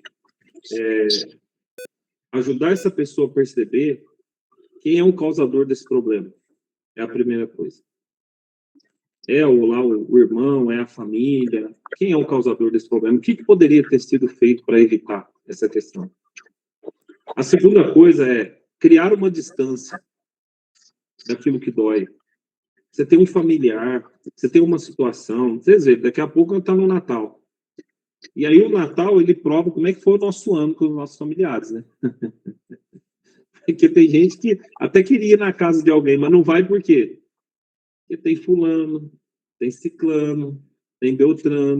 Então a pessoa, às vezes, ela até vai, mas aquilo vai fazer tão mal para ela. Mas se ela não for, vai doer também, minha filha. Você vai ter que escolher o que dói menos. A gente precisa ensinar as pessoas a se relacionar. Então, cria uma distância da dor, aquilo que vai doer muito em você não se aproxima. Eu acho que esses são pontos básicos. O terceiro ponto é ouvir. Não dê conselhos antes de ouvir. Ouça as pessoas com altruísmo, se coloque no lugar delas, tente entender, né, o que está acontecendo, e aí depois você vai escolher qual que é a ferramenta que você vai usar, se é o confronto, se é o acolhimento, se é o consolo, se é o conforto, se é a exortação. Fala para a pessoa, você está no caminho errado. E às vezes ela não vai te ouvir. E aí lá na frente vai fazer o quê? A colheita. Agora, antes de dar oportunidade para vocês falarem, a gente caminhar para encerrar, talvez a frase sobre aconselhamento, talvez é a melhor de hoje, a principal, coloca no topo aí. Ninguém muda ninguém. Você já sabia disso, né? Já sabia, né? Então, gente, a gente já sabe disso? Sim ou não? Por que a gente vive tentando mudar as pessoas? Por que a gente não aceita as pessoas como elas são? Talvez, se as pessoas entendessem que ninguém muda ninguém, definitivamente, não seria mais fácil? Você fala, poxa, a pessoa é o modo operante dela, eu que vou ter que administrar isso. Ah, professor, o senhor não sabe o que ela me disse. Minha filha, ela disse e vai dizer de novo, tá? Não mexe com a boca desse indivíduo que ele vai dizer de novo. Então, nunca é sobre o outro, sempre é sobre nós. Então, cria uma distância de segurança, eu não sei o que essa pessoa vai fazer, mas quando você vai dar conselho, você precisa pôr na cabeça dessa pessoa, sabe por quê? Existe um senso de justiça, um sentimento de vitimismo, coitadismo, e eu sou coitadinho, e o senhor não sabe o que fez comigo, a minha vida foi difícil, não, meu pai me abandonou, minha mãe me abandonou, e eu também depois tive um abuso, e o meu primeiro namorado me bateu na cara, e eu fui na igreja, e estava escrito para me dar outra face, eu arrumei outro namorado, ele bateu na outra cara minha, eu tô com a cara toda arrebentada, e, nossa, agora eu larguei desse segundo namorado, e arrumei um terceiro, falei, na cara não, ele, bateu na minha cabeça, deu um tapão na minha cabeça, e aí, gente, e aí vem com aquela história, e essa história não para, né? É a repetição, a compulsão, a repetição. E a pessoa fica na clínica e vai falando. Mas e aí, o que a gente, né, pode fazer para sublimar isso? Né? Vamos mudar essa repetição, vamos se amar. Aí o professor vai, né, o clínico, fala, olha, eu vou te dar um conselho. Já foi no cinema sozinho? A pessoa não faz sentido. Não faz sentido por quê? Porque eu nunca fui sozinha. Então vai. mas vai doer. Então vai 5 vezes, até parar de doer. E você vê que é possível ir no cinema sozinho. Você já saiu sozinho? Não, professor. Eu não saí sozinho. Por quê? Porque eu gostava de sair acompanhada com ele. Falei, mas minha filha, tem cachorro? Não, tu vai arrumar um cachorro. Você vai ficar com esse cachorro um bom tempo. E esquece de homem, ou se for homem, esquece da mulher. Não, mas isso é impossível. É possível, gente. É possível viver sozinho, é possível viver acompanhado, é possível viver com o cachorro. Não estou falando namorar o cachorro, tá? Pelo amor de Deus. Estou falando que é possível você ter meu cachorrinho, sou eu meu cachorro, estou bem, estou feliz. A hora que você está casada, também é possível ter um casamento feliz. Também é possível a pessoa falar, pô, é o que eu tenho aqui, é isso aqui mesmo. Não tá bom? Deixa eu estar bem comigo. Vou cuidar da minha alimentação, da minha... Ah, mas é egoísmo. Eu não sei fazer as coisas sem pensar no outro. Mas não é egoísmo, né? Isso aí é um transtorno que você tem. É um transtorno, é um problema que você tem de identidade, de amor próprio, de autoestima. Não tem nada a ver que você não consegue fazer as coisas sozinho. Então, o ser humano, ele aprende tudo, gente. Quer ver? Alguém lembra aqui daqueles gravador que você apertava, gravava, aí você voltava?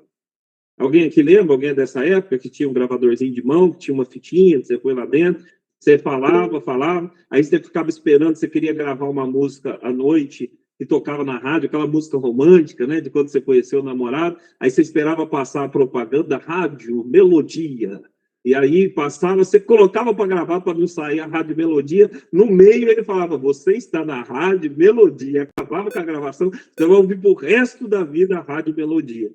Então, aí, o que você fazia? Voltava a fita, quem fez isso? Gravou por cima de novo. Gravava de novo, gente. Ou by myself. Ia ouvir, chorar. Chorava largado, pensando nele, nela. E a gente gravava. E aí eu pergunto, o gravador, ele questionava? Não, ele só grava. O nosso inconsciente, ele é assim, ele só aprende. Ele aprende e reproduz. Não tá bom? Grava de novo. Ensina de novo. Faz de novo. Reaprende a se amar de novo. Reaprende a amar de novo. Reaprende a se cuidar de novo. Então, assim, a gente precisa reaprender as coisas. Porque a gente aprende. Ó, hoje a gente não tem mais. Chega aniversário, mal se dá um aniversário, a gente só lembra do aniversário porque tem o Facebook. Mas antigamente, se você não lembrasse do aniversário de alguém, olha como é que a gente muda, o mundo muda e a gente aprende. Quem aqui recebeu ou fez uma ligação que chegava o dia de aniversário, o telefone tocava, você atendia e tocava de novo. Obama. Aí a pessoa falava, Ana, saiba que aí ela chorava, você acabava de chorar com aquela ligação. Gente, aquilo era... Aí, isso eu recebia uma ligação da tia, outra do pai. Chegava à noite, parava o carro de som na porta de casa. E aí ele falava assim, tocando aquele musicão, parava a música, aí o cara falava, Adriana Bianco, vem para fora, Adriana. Vamos fazer barulho, e os vizinhos via, e ela não sabia onde tinha a cara, às vezes ficava vermelha, se ficava preta, se ria, mas no final chorava. E era que a gente reaprendeu tudo. Imagina hoje o professor mandar um carro de som no endereço que vocês me deram lá no cadastro para mandar livro, e eu vou mandar um carro de som na casa de vocês. É da Universidade Eclesiástica Gênesis. Eu queria dar parabéns para você, Erasmo. Você é um querido, e os vizinhos todos saindo. Eu falei, que é isso, cara? Então, gente, a gente aprende, a gente reaprende, a gente aprende de novo, é um gravador. Então, o que a gente precisa fazer? Mostrar para as pessoas que é possível reaprender a amar, reaprender a estudar, ser alguma coisa na vida, ainda dá tempo de fazer tanta coisa. Ontem eu estava no médico, do meu filho, e ele tem 45 anos de médico, pediatra, os filhos médicos, e eu lá, né, conversando, aquele bate-papo, sempre que eu vou lá, a gente bate muito papo, e ele mostra o netinho, ele mostra a netinha, fala comigo, fala com a Camila, e eu falei, doutor, antigamente, ter 11 filhos, 10 filhos, 4 filhos, era fácil. Hoje é fácil, gente, criar um monte de filho? O mundo mudou, a gente teve que reaprender. Não é tão fácil você dar o mesmo luxo que você dá para um filho para 2, para 3, para 4, para 5, e a gente não sabe como é que nossos avós criaram 11. Mas a estrutura era outra. Ele falou, mas você é um meninão, ainda tá um meninão. E às vezes a gente está se sentindo o quê? Velho, desanimado, que não dá tempo de fazer nada. Aí sabe o que acontece? Você termina o curso, você some, daqui uns 5 anos aparece um post seu aí no Facebook, no Instagram, se eles ainda existirem, porque vocês lembram do Orkut? Não existe mais, né? Então, se ainda existir, não tiver outra rede social, e aí eu vejo lá, sei lá, o João, a Renato, o Erasmo, aí tá lá numa clínica bonita, viajando para o Caribe, e aí, 5 anos antes, estava reclamando. Não sabia se ia terminar o curso, se ia conseguir atender. Então, você vê a dificuldade da gente colocar o nosso cérebro, né, os nossos sentimentos e as nossas emoções de uma forma organizada, a ponto que a gente saiba sentir a coisa certa, do jeito certo, na hora certa. Não é meio difícil, gente? É meio complicado. Porque a gente cria um monte de coisa que não existe mais. Então, a gente precisa estar presente no momento que a gente está hoje, também acreditando que o futuro vai melhorar e lutando contra essa energia negativa que o tempo todo nos puxa para baixo. Se a gente estiver numa frequência boa, dificilmente alguém vai nos parar. Olha, quando você perceber que a pessoa está numa frequência ruim, pode ter certeza, ela está andando com gente ruim. Você começou a andar com gente ruim, você não dorme bem, seu corpo começa a doer, seu carro quebra, o povo começa a falar de você, começa a dar confusão. Começou a dar tudo errado, meu filho? Ó, se afaste. Vai para o meio do mato. Vai andar, vai pensar, sei lá o que você vai fazer lá, vai orar, vai deitar na grama, mas sai da vista, sai da frequência negativa, beleza? Vamos lá, queria ouvir algum de vocês. Quer falar alguma coisa hoje, Adriana? Está quietinha ainda? Cláudia, boa tarde, pode falar. Olá, boa tarde. Estão me ouvindo? Sim, claro. Espera aí que eu vou ver que está com eco aqui, deixa eu fechar o notebook. Eu queria, assim, compartilhar, né, que eu achei interessante que você falou, assim, que a culpa é da pessoa mesma, né? E eu tenho 2 clientes que elas conversaram comigo, uma falou assim para mim, ela falou, Cláudia, olha, a situação que eu vivo, tudo ao meu redor é o mesmo, não mudou nada. Sabe, mas eu estou diferente, eu consigo ver as coisas diferente. Então, assim, porque quando é curado o trauma, né, quando as pessoas é liberta desse trauma, ela tem uma visão mais madura, ela consegue ver de outro jeito, né? Então, eu achei bem interessante, né? E aí outra cliente falou assim, porque às vezes a pessoa fica naquele mecanismo de defesa, né, atacando, atacando, então, porque, né? Aí outra cliente falou assim, olha, queria falar uma coisa para você, ela me falou essa semana, eu não estou mais me importando com o que o meu esposo faz, as atitudes deles não estão mais me importando, eu estou bem assim, tranquila, como que eu estou em paz, né? Então, assim, quem é que fez a terapia é ela, então a gente acha assim que o cliente vai fazer a terapia e todo mundo tem que mudar. Não, é ela que está fazendo terapia, eles acham que a família vai mudar, mas não é, é consequência, né? Então você fica com um olhar mais apurado, você vê de outra forma, e eu achei bem interessante a colocação dessas 2 clientes, essa semana que falaram comigo.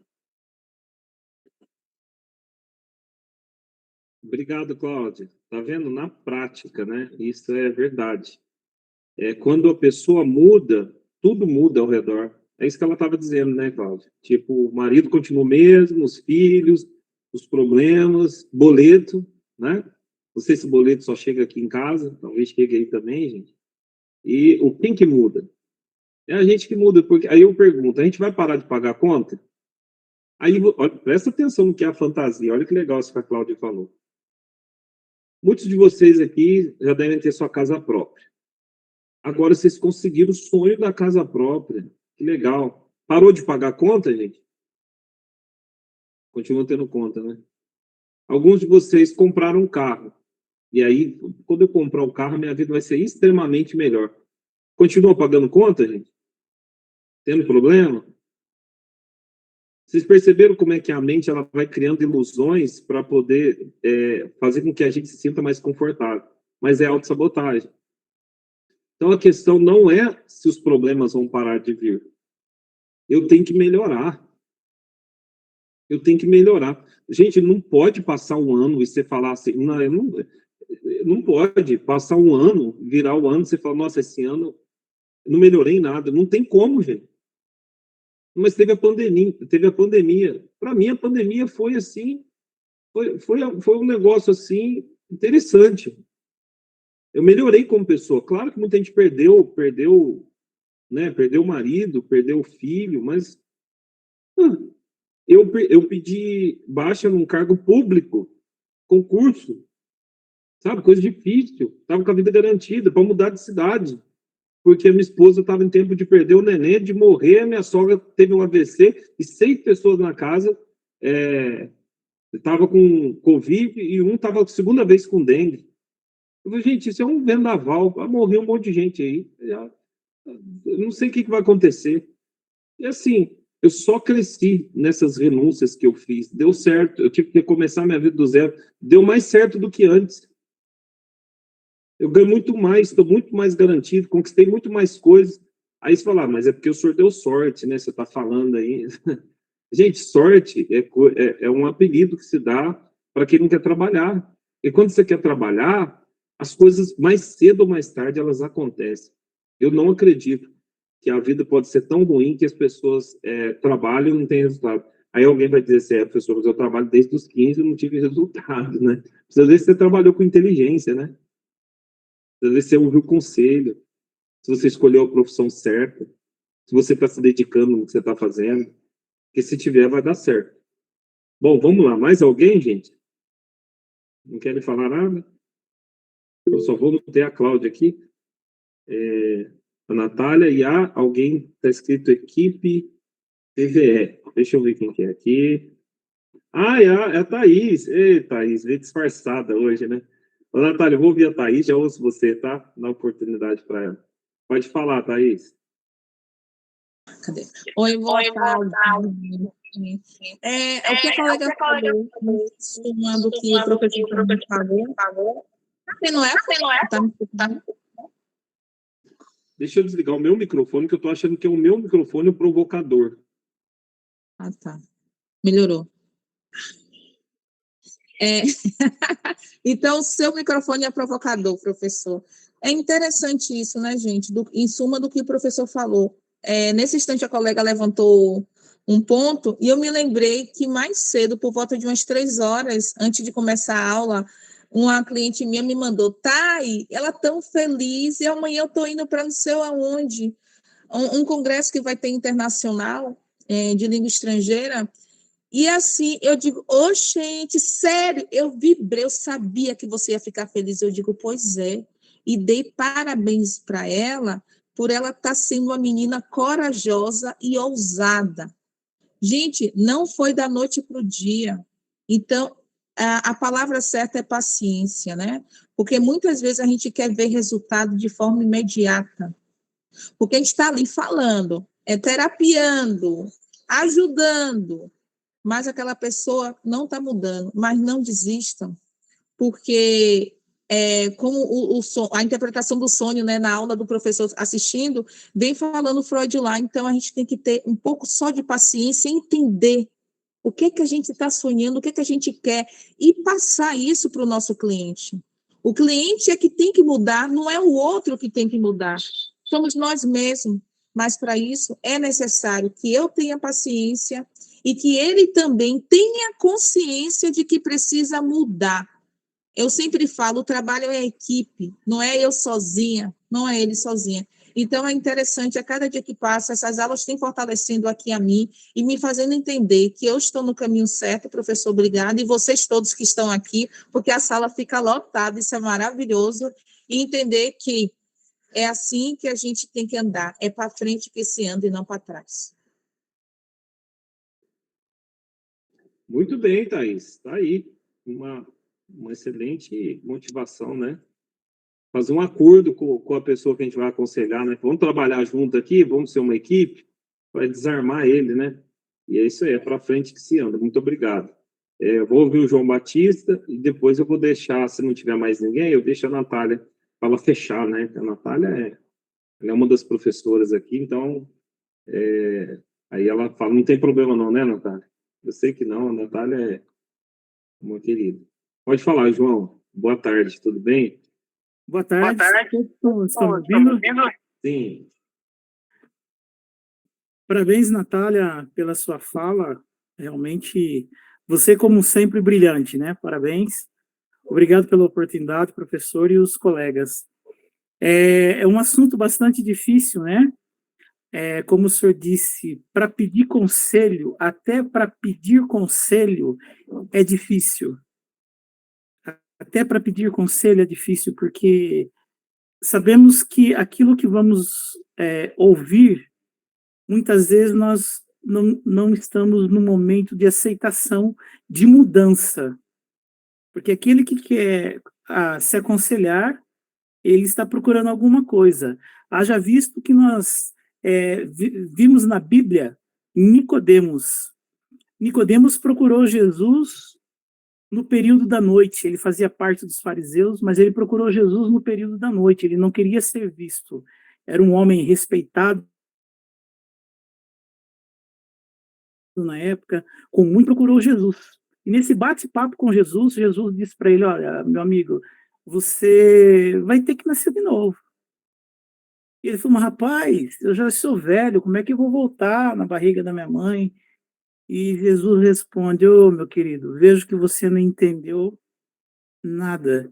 A sua sabedoria até o momento parece que está faltando alguma coisa. Então, esse aconselhamento que Nicodemos teve em buscar Jesus, na verdade, ele queria saber aquilo que Jesus fazia, né? Por que Jesus realizava tantas façanhas? Tão certo também como Salomão, né? Quando Deus aparece ali para ele, fala assim, meu amigo, o que você quer? O que você quer que eu faça por você? E Salomão, sabiamente, naquele momento, falou, olha, eu preciso de sabedoria. Eu preciso entender como que eu vou aconselhar as pessoas que estão abaixo de mim. Como que eu vou entender também a mim mesmo aquilo que vai chegar a mim, né? As críticas que vai chegar a mim, o que eu tenho que fazer com aquilo? Devo aceitar ou não? Então, eu vejo que o aconselhamento ele é muito difícil. Eu tive um momento, rapidinho, professor, no meu passado, quando eu me divorciei, eu estava numa determinada denominação, eu estava há 27 anos. E a minha separação não foi por conta de adultério, nada. Nós éramos muito imaturos, excesso de ciúmes. E nessa separação, a igreja me convidou a me retirar. Que não podia mais pessoas divorciadas participar daquela denominação. Para mim foi um choque tremendo, que um dos piores momentos da minha vida, que eu sempre acreditei na igreja e sempre acreditei na palavra de Deus. Naquele momento não encontrei ninguém, né? Foi muito difícil para mim. Um momento que os meus amigos me viram naquela situação e foram me chamando, olha, João, vem visitar a nossa igreja. Foi onde eu fui caminhando e aquele momento eu abri meu coração aos conselhos, realmente, literalmente. Eu não tinha nada a perder naquele momento. E isso me ajudou bastante. Passei por várias denominações, me ajudou bastante. E isso me tornou uma pessoa, assim, bastante flexível na questão de relacionamento. E, principalmente, Deus nos criou com 2 ouvidos e uma boca. Ouvir mais e falar menos. Obrigado pela oportunidade, professor, e parabéns mais uma vez, Natália e os colegas.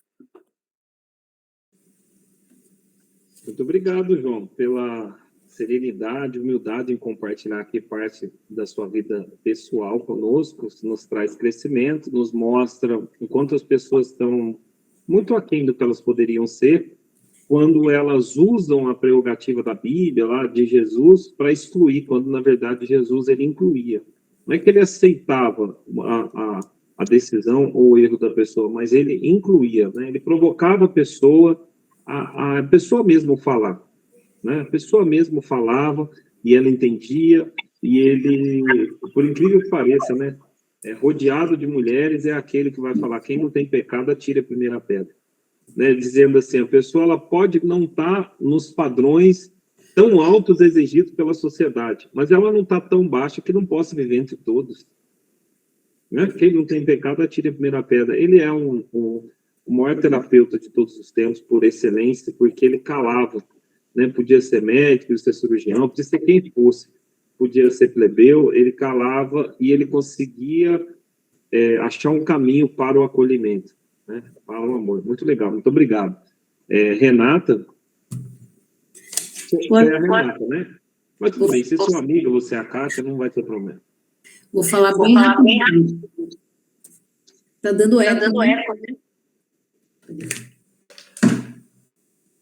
Vocês estão me ouvindo bem? Bom, boa tarde a todos vocês. Mais uma reunião, mais uma aula extraordinária. E ouvindo a Cláudia, o João, o professor, a Natália, a Thaís. E se eu me esqueci de alguém, me perdoa. Eu fiz um compilado, assim, de 3 coisas muito importantes a partir da minha própria vida também, porque eu já aconselhei muitas pessoas, eu não estou trabalhando como terapeuta, eu ainda estou em formação, anseio de todo o meu coração que esse dia chegue, não vejo a hora, meu coração está assim em festa, pensando, né, quanta responsabilidade, mas ao mesmo tempo assumir isso tudo que nós estamos vivendo e aprendendo e compartilhar com o mundo. Isso é muito importante, embora seja de grande responsabilidade. Mas, ouvindo vocês, eu dividi em 3 etapas, assim, a questão do aconselhamento. Primeira etapa é aquela descoberta inicial. Eu vou dizer, digo por mim, quantas vezes busquei um pastor, uma pastora, uma pessoa que se parecia e que muitas vezes me ajudou muito mesmo, pessoas muito idôneas para me aconselhar, e eu trouxe uma informação, eu pensava que eu tinha uma questão, e chegando lá eu descobri, até mesmo porque eu creio em Deus, no Pai, no Filho e no Espírito Santo, chegando lá, no caminho o Espírito Santo me mostrou que havia uma outra demanda muito mais importante que toda aquela que eu estava buscando. Então a descoberta inicial foi muito importante, porque a pessoa tomada por tanta sabedoria, me pontuou, este problema aqui seu, ou essa demanda sua, ela não é relevante, mas essa que está por detrás, ela é relevante. E foi muito importante. Um segundo ponto que eu acho muito interessante, a exploração da profundidade do tema que a gente vai trazer para a pessoa, e ela te traz com tanta sabedoria a importância de um aconselhador, de uma pessoa que aconselha, ela pode te livrar até da morte, de uma decisão, do fim de um casamento que já estava no penhasco, ou você sair do seu trabalho, você desistir de uma faculdade, você desistir de um caminho que você já estava prestes a realmente desistir, como o João disse muito bem, do aconselhamento, e me chamou muita atenção, porque eu me representei no João, ele disse algo que mexeu comigo, sobre essa questão da profundidade do aconselhamento.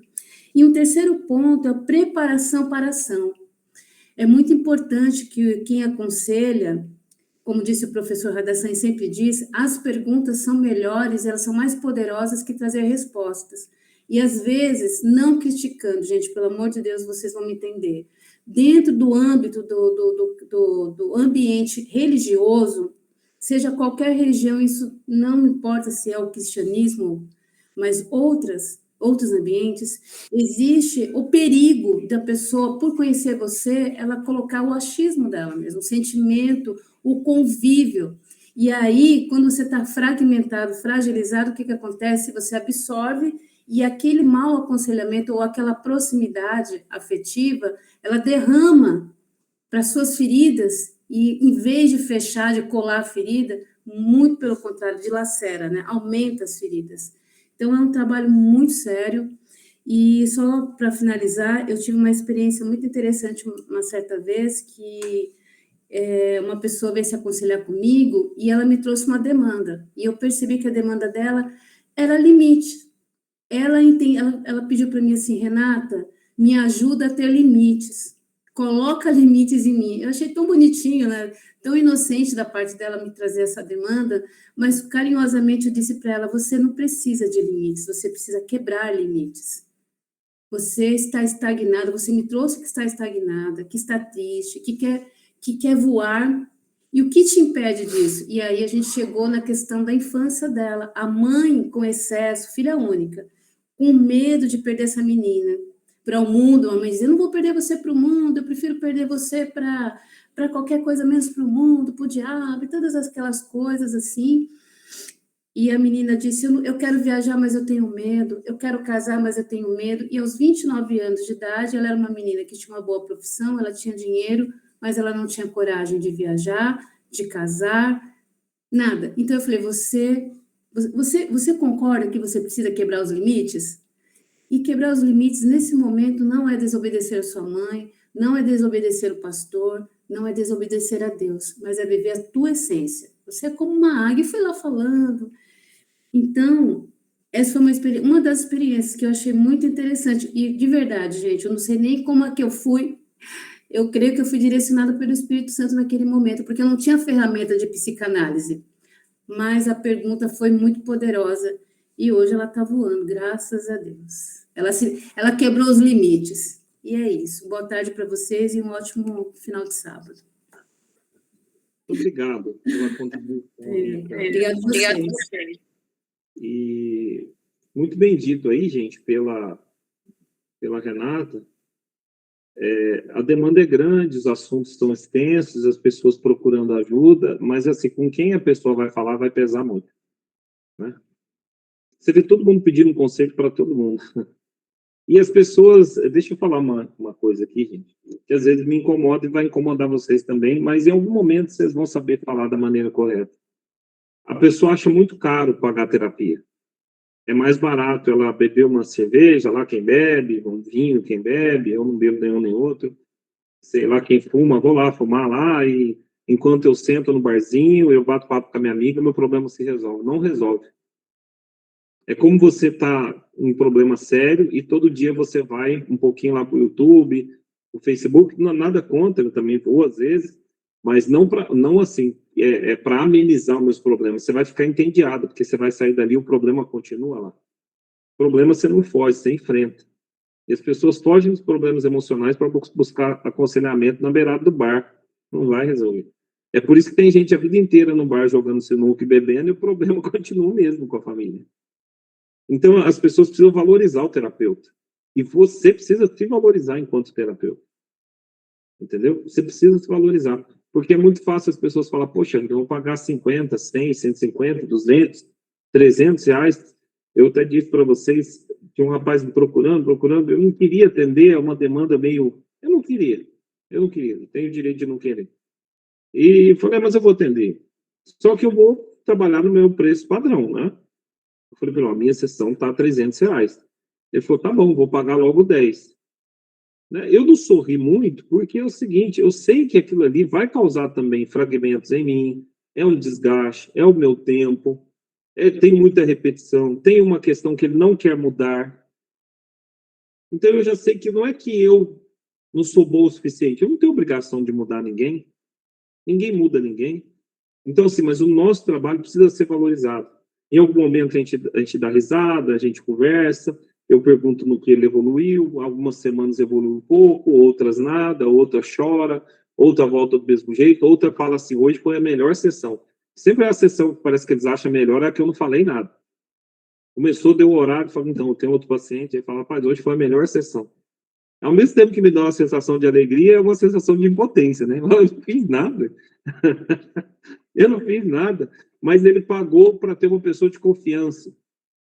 Pagou porque não tem ninguém para ouvi-lo. Pagou e se sente bem porque ele conseguiu pôr para fora. É necessário pagar? Então paga.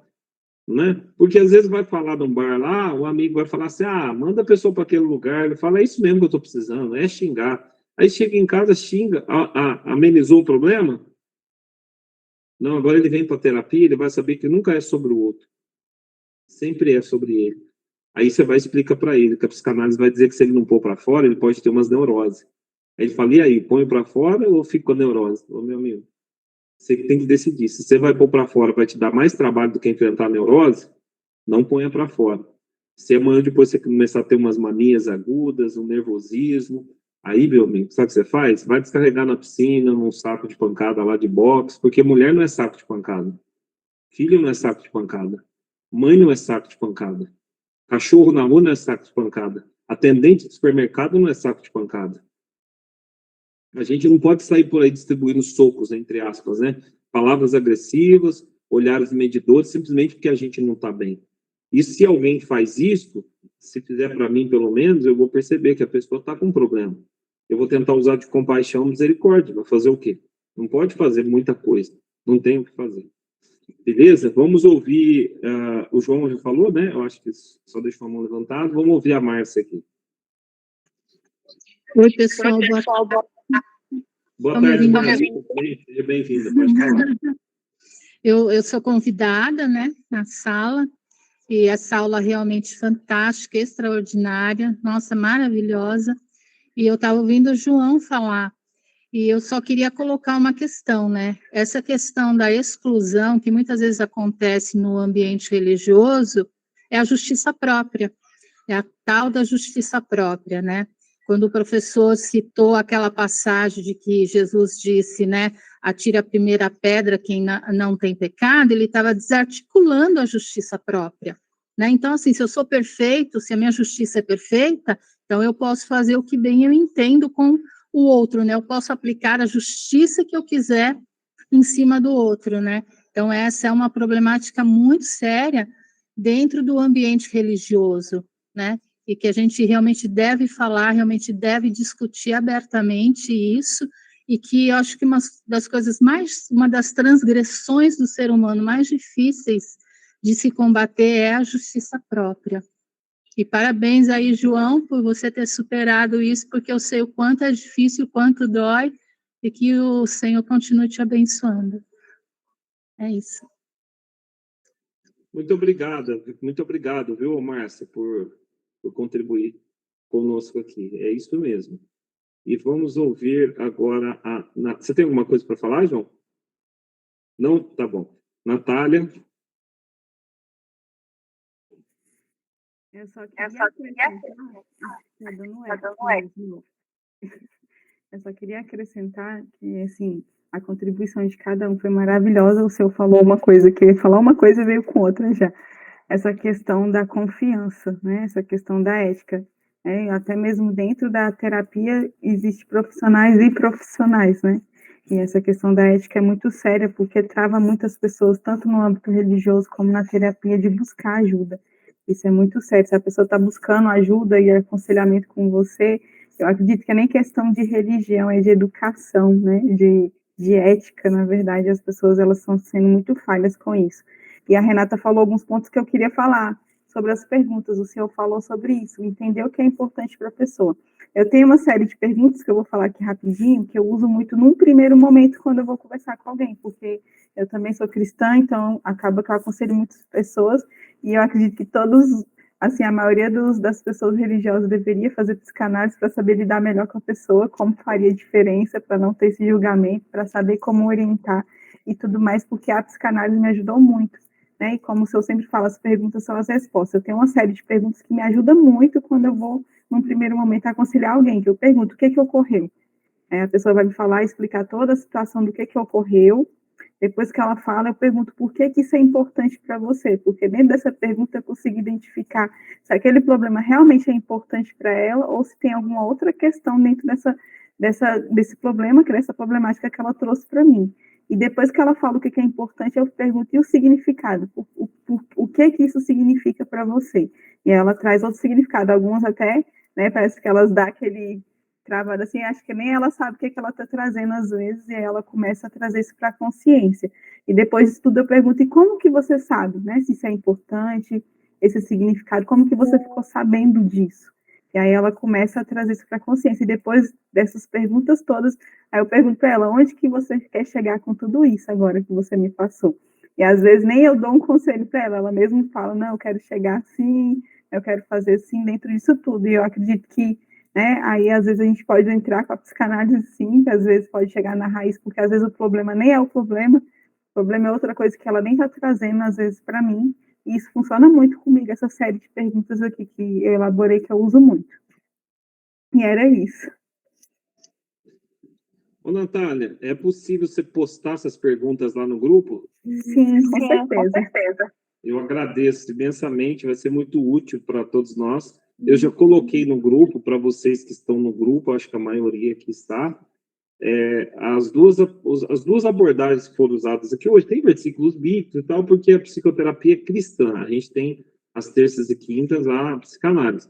E eu deixei muito claro lá, não é obrigatório, quem não quiser, tem gente que está brigado com a religião, não gosta de religião, tem trauma sobre a religião, acha que é fanatismo, e tem gente que está brigado com Deus, e eu respeito isso, beleza? Te respeito, continuo te amando, mas eu peço que a recíproca seja verdadeira. Não é que o pessoal possa ser, porque a pessoa fala, mas o psicanálise colocou o negócio do cristão e tal. Não, não é um cristianismo no sentido de que a gente está evangelizando ninguém. É a mesma coisa assim, se a gente falar sobre abordagem política à luz da psicanálise, e eu vou lá e posso falar, mas eu estou falando do Lula, eu estou falando do Bolsonaro. Não, não é sobre isso, a gente não faria isso. A gente faria uma abordagem sobre a postura política ou a psicanálise e a política. Então, porque no Brasil, principalmente, tem muito esse paradigma, né? Religião, futebol e política não se fala. Cada um tem o seu. É por isso que é sempre um problema, né? Você vê que as três coisas que mais tem problema nesse país é religião, futebol e política. Corrupção e uma série de outras coisas, porque não se discute abertamente, com amor, com propósito, com respeito, respeitando um lado do outro. Eu me lembro um dia que eu fiz um comentário de um evento que eu participei, e eu falei, mas eu fiquei tão impactado com o resultado na vida de um cara que ele era um bandista, ele estava com um documentário um bandista, e eu falei, nossa, que legal, como a terapia ela funciona na vida de todas as pessoas. E eu comentei isso na sala, e ele estava na sala naquele dia visitando. E ele falou assim, sou eu. E aí ele até estava lá, sou eu sou um afetivo, sou um bandista, mas a imersão, que era um evento, foi tão funcional para minha vida e tal, e eu achei muito legal. Então, assim, eu acho que maior é aquilo que nos une do que o que nos separa. E a gente tem que ter essa maturidade. Né? Eu sou cristão, evangélico, vou na igreja, vou no culto, uso terno, uso gravata, essas coisas tudo desse tipo de pessoa, que tem um monte de gente que não gosta. Mas vocês nunca vão ver eu aqui desrespeitando, colocando goela abaixo, nada a ninguém. Não vai ver. Porque esse não é o meu perfil, não é nisso que eu acredito. E quando eu estava em países onde, assim, estava nos Alpes, eu fiquei um ano lá, não tinha nada de igreja, não tinha um crente para me estender a mão.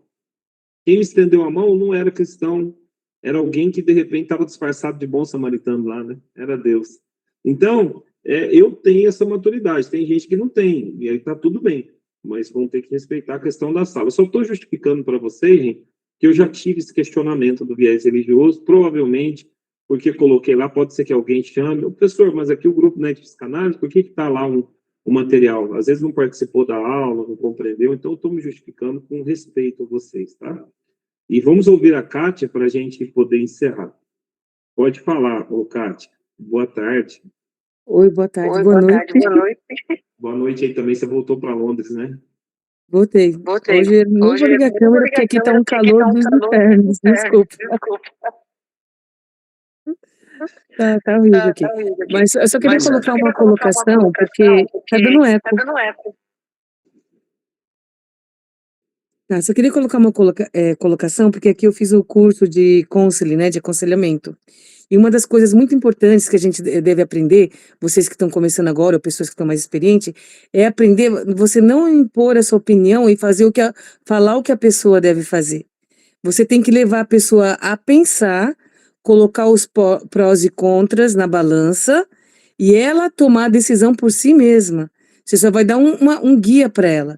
Então tem que tomar muito cuidado para você não ser religioso, tá? E dar conselhos que vai prejudicar a pessoa baseado em fundamento religioso. É lógico que o nosso curso é base cristã, mas você tem que ter uma sabedoria na hora de dar um conselho. Não falar, você vai lá e faça assim.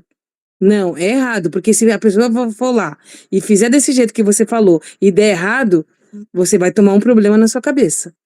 Então, você tem que fazer a pessoa raciocinar, entender a situação do que ela está vivendo, né? Colocar fazer uma anotação, colocar os prós e os contras na balança e fazer a pessoa raciocinar e pensar qual seria a melhor decisão a ser tomada. Ela tem condições de tomar aquela decisão? Ela está preparada? Essa decisão tem que ser tomada agora ou pode ser feita por plano? Um plano A, plano B, por longo ou a médio prazo? Então, a gente tem que tomar muito cuidado quando a gente está aconselhando as pessoas para não se precipitar e não acabar dando coisas erradas. É isso que eu gostaria de deixar. Obrigada, professor. Obrigado, Kate. Muito bem-vinda a sua abordagem. Até porque, gente, a gente corre o risco de dar um conselho, ou alguém dar um conselho para alguém, a pessoa falar assim, eu te pedi. Eu não te pedi conselho. Esse é um ponto. O outro é o que a Kate diz, uma vez, tanto na psicanálise ou no aconselhamento, até o cristão, você dá um conselho, você destrui um casamento, uma relação de pai e filho. Então, é muito perigoso a responsabilidade ser sua. Você tem que se eximir desse tipo de coisa para você não trazer um problema, né, para a sua vida. Agora, é óbvio, um dia eu estava aqui, uma aluna me chamou e falou, professor, posso dar um conselho, dar uma opinião? Eu falei, claro. E aquilo que ela falou, mas foi assim, eu ganhei meu dia, aquele dia. Eu me lembro como se fosse hoje, né? Não vou falar sobre o que mas ela falou, eu acho isso, isso, isso. Eu falei, poxa, que legal, que legal. A pessoa ainda usou um termo, falou assim, não vou te dar um conselho de terapeuta, um conselho de amigo, de nada. Eu tentei me colocar no seu lugar como se eu fosse a sua mãe. Falei, como eu falaria isso para o meu filho? Eu achei aquilo o máximo, né? Que ela usou de altruísmo, empatia, para filtrar o que ela ia dizer antes de me dizer. E ela não tem intimidade comigo, mas aquilo surtiu um efeito maravilhoso na minha vida. Então, veja, você pode falar o que você quer, agora a maneira como você vai falar, a proteção que você tem que criar, o filtro que tem que passar, vai fazer toda a diferença. Beleza, pessoal? Eu quero desejar a vocês um excelente fim de semana, né? Emendado de feriado. De repente, estou até falando com alguém que está na praia ou que daqui a pouco vai sair lá, molhar os pezinhos, vai saber, né? Está viajando, está aproveitando uma feriado, né? Outros vão fazer aí churrasco, outros vão no Netflix, não tem problema. Quero que Deus abençoe você. E na terça, nós estamos aí com aquela agenda do mês todo, a gente volta, vai continuar, vai ser maravilhoso. Se apeguem firme aí ao curso e eu espero que tenha acrescentado alguma coisa a vocês, a fala da Natália, a fala de todos os nossos colegas aqui, a nossa fala, e que você tenha um excelente fim de semana. Muito obrigado, que Deus abençoe, saia daqui com uma energia aí positiva e um desejo de muita sorte, muito sucesso, muito dinheiro, muita alegria, tá bom? E que você tenha um final de semana de descanso. Beleza? Você quer falar alguma coisa, Natália? Então tá bom. Gente, faz um tchauzinho aí, quem tá com a câmera ligada. Quem não está, recebe nosso abraço carinhoso aí. Até mais. Tchau, tchau.